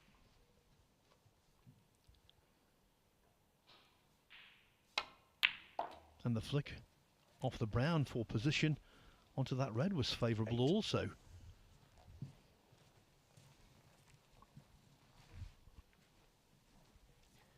Yeah, to make it worse, he really didn't cue the long red very well at all, Ding. He really snatched at it. It was a big shot. He got nowhere near it, and, well, you just could never predict what was going to happen there, but that's history now. Ding has got to just try and focus and take this chance, because it's the chance that's going to get him over the line in this game. And when all is said and done, he won't mind one bit.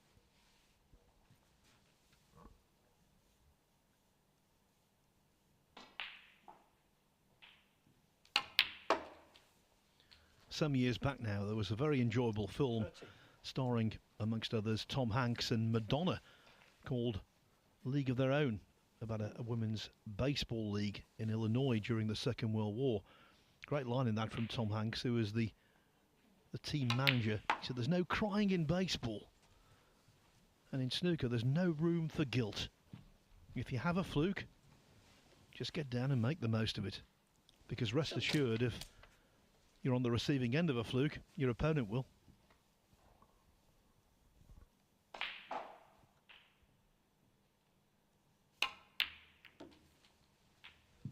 Oh, and he finished perfect on the red, and he's played a really cute little cannon there. That was a great shot. And this now really is the chance. And if Dan is to lose the game from that fluke, you have to feel for him, because he's really competed very well tonight, and it's a shame that he's not at least had a chance from that missed red from Ding to 26. try and respond and force a decider. Flip of a coin job then. This game can be so cruel at times.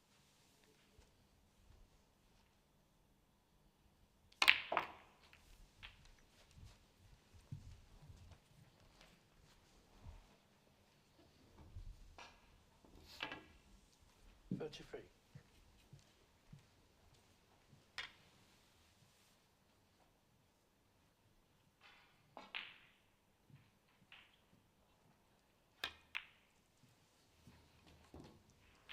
Well, and there's another one that he's 34. really quit on that. He's definitely feeling it, because as I've mentioned already, the opening red to this break was a massive snatch, and he's completely just collapsed on the shot on that one. He's not got anywhere near enough on the cue ball. He's not got through the ball whatsoever. And making no attempt, Stephen, to disguise his emotions. Aghast at that shot. For him, for a maestro of cue ball control, that was a horrible shot.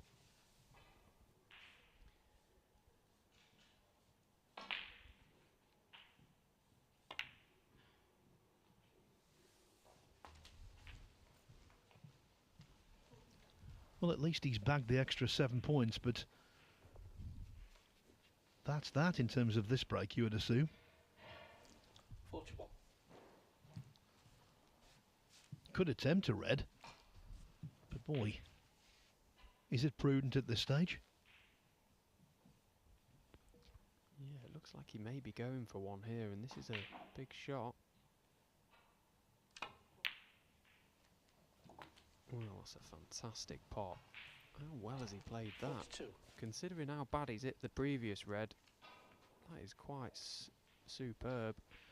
Playing it like that, the only red he could leave was the one he went for, but the point is he could have left it.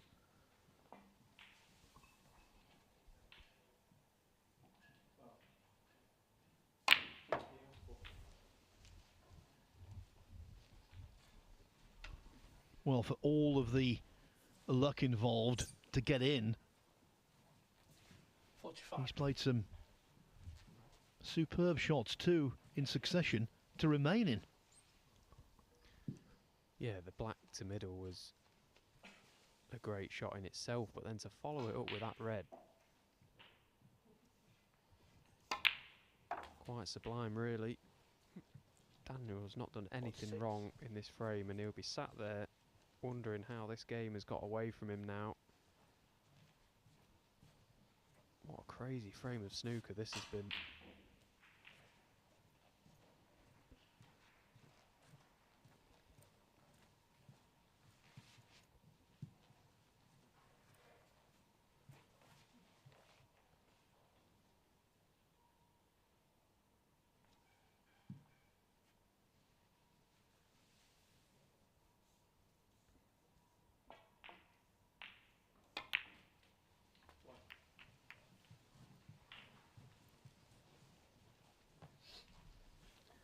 And again, the ball's not quite cooperating.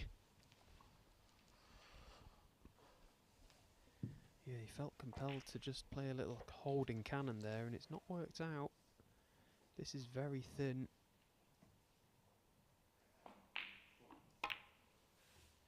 That's a nice pot.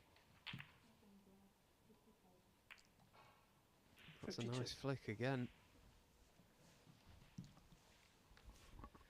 We started off the night, Stephen, both you and I, talking about the cue ball control of Ding, and yet this break has been totally adventurous. Yeah, it's a good job he knows how to pot a ball as well, because he's put some mileage on his cue ball in this break, but if he gets over the line, he won't mind one bit. There'll be a W next to his name on the score sheet, and that's all that matters.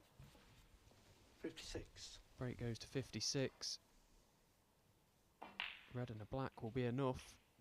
Oh, and he's not hit that well again. 57. It's never plain sailing.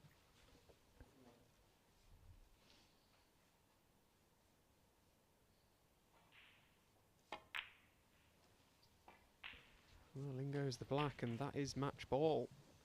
This has probably got to be one of the best worst breaks I've ever seen. I know what you're trying to say, Stephen.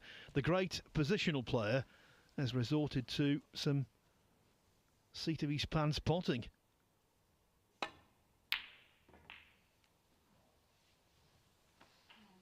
Not quite over the line yet, Danger way. 64. but he's almost there. And Daniel Wells must be deflated, considering the 64 break was launched by 2 fluke reds.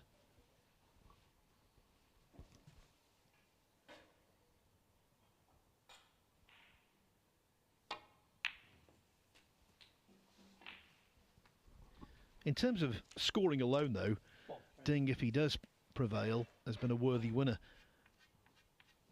Wells responsible for only 1 break over 50. That was a 78 in the second frame. Ding, in contrast, has put together runs of 136, 67, 57, 68, 96, 89 and 64. Yeah, fantastic score in 7 breaks over 50 in the 6 frames that he may have won if he goes on to win this game. That might be that. Frame conceded. Indeed, Daniel Wells, who fought hard and provided stern opposition, in the end is defeated 6-4, but that doesn't tell the full story. Ding trailed on several occasions, quite late on at 4-3, but when the chips were down, he did really well, and he also had a visitation from Lady Luck at precisely the right juncture. So Ding Junhui, the highest ranked player required to be involved in qualifying for the MrQ UK Championship, is through to the final qualifying round. He defeats Daniel Wells by 6 frames to 4. We don't yet know his opposition. It will be either Robbie Williams or Matthew Stevens. Well, I can tell you, Williams, after forging ahead in that match, has seen his lead reduced to 5-4. Still plenty of matches going on, not just in the 3rd qualification round, but also in the 2nd qualification round. And if you want to keep up to date with all of those scores, you can do so by visiting the World Snooker Tour website. It's wst.tv. Go to the live scores and all of the information will be there for you. So it just remains for me to say thanks very much indeed for being with us today, and rest assured we'll be back tomorrow bright and early at 9:30 local time as qualifying round 3 in the MrQ UK Championship qualifiers continues. For now though, from the Morningside Arena here in Leicester, it's a very good night.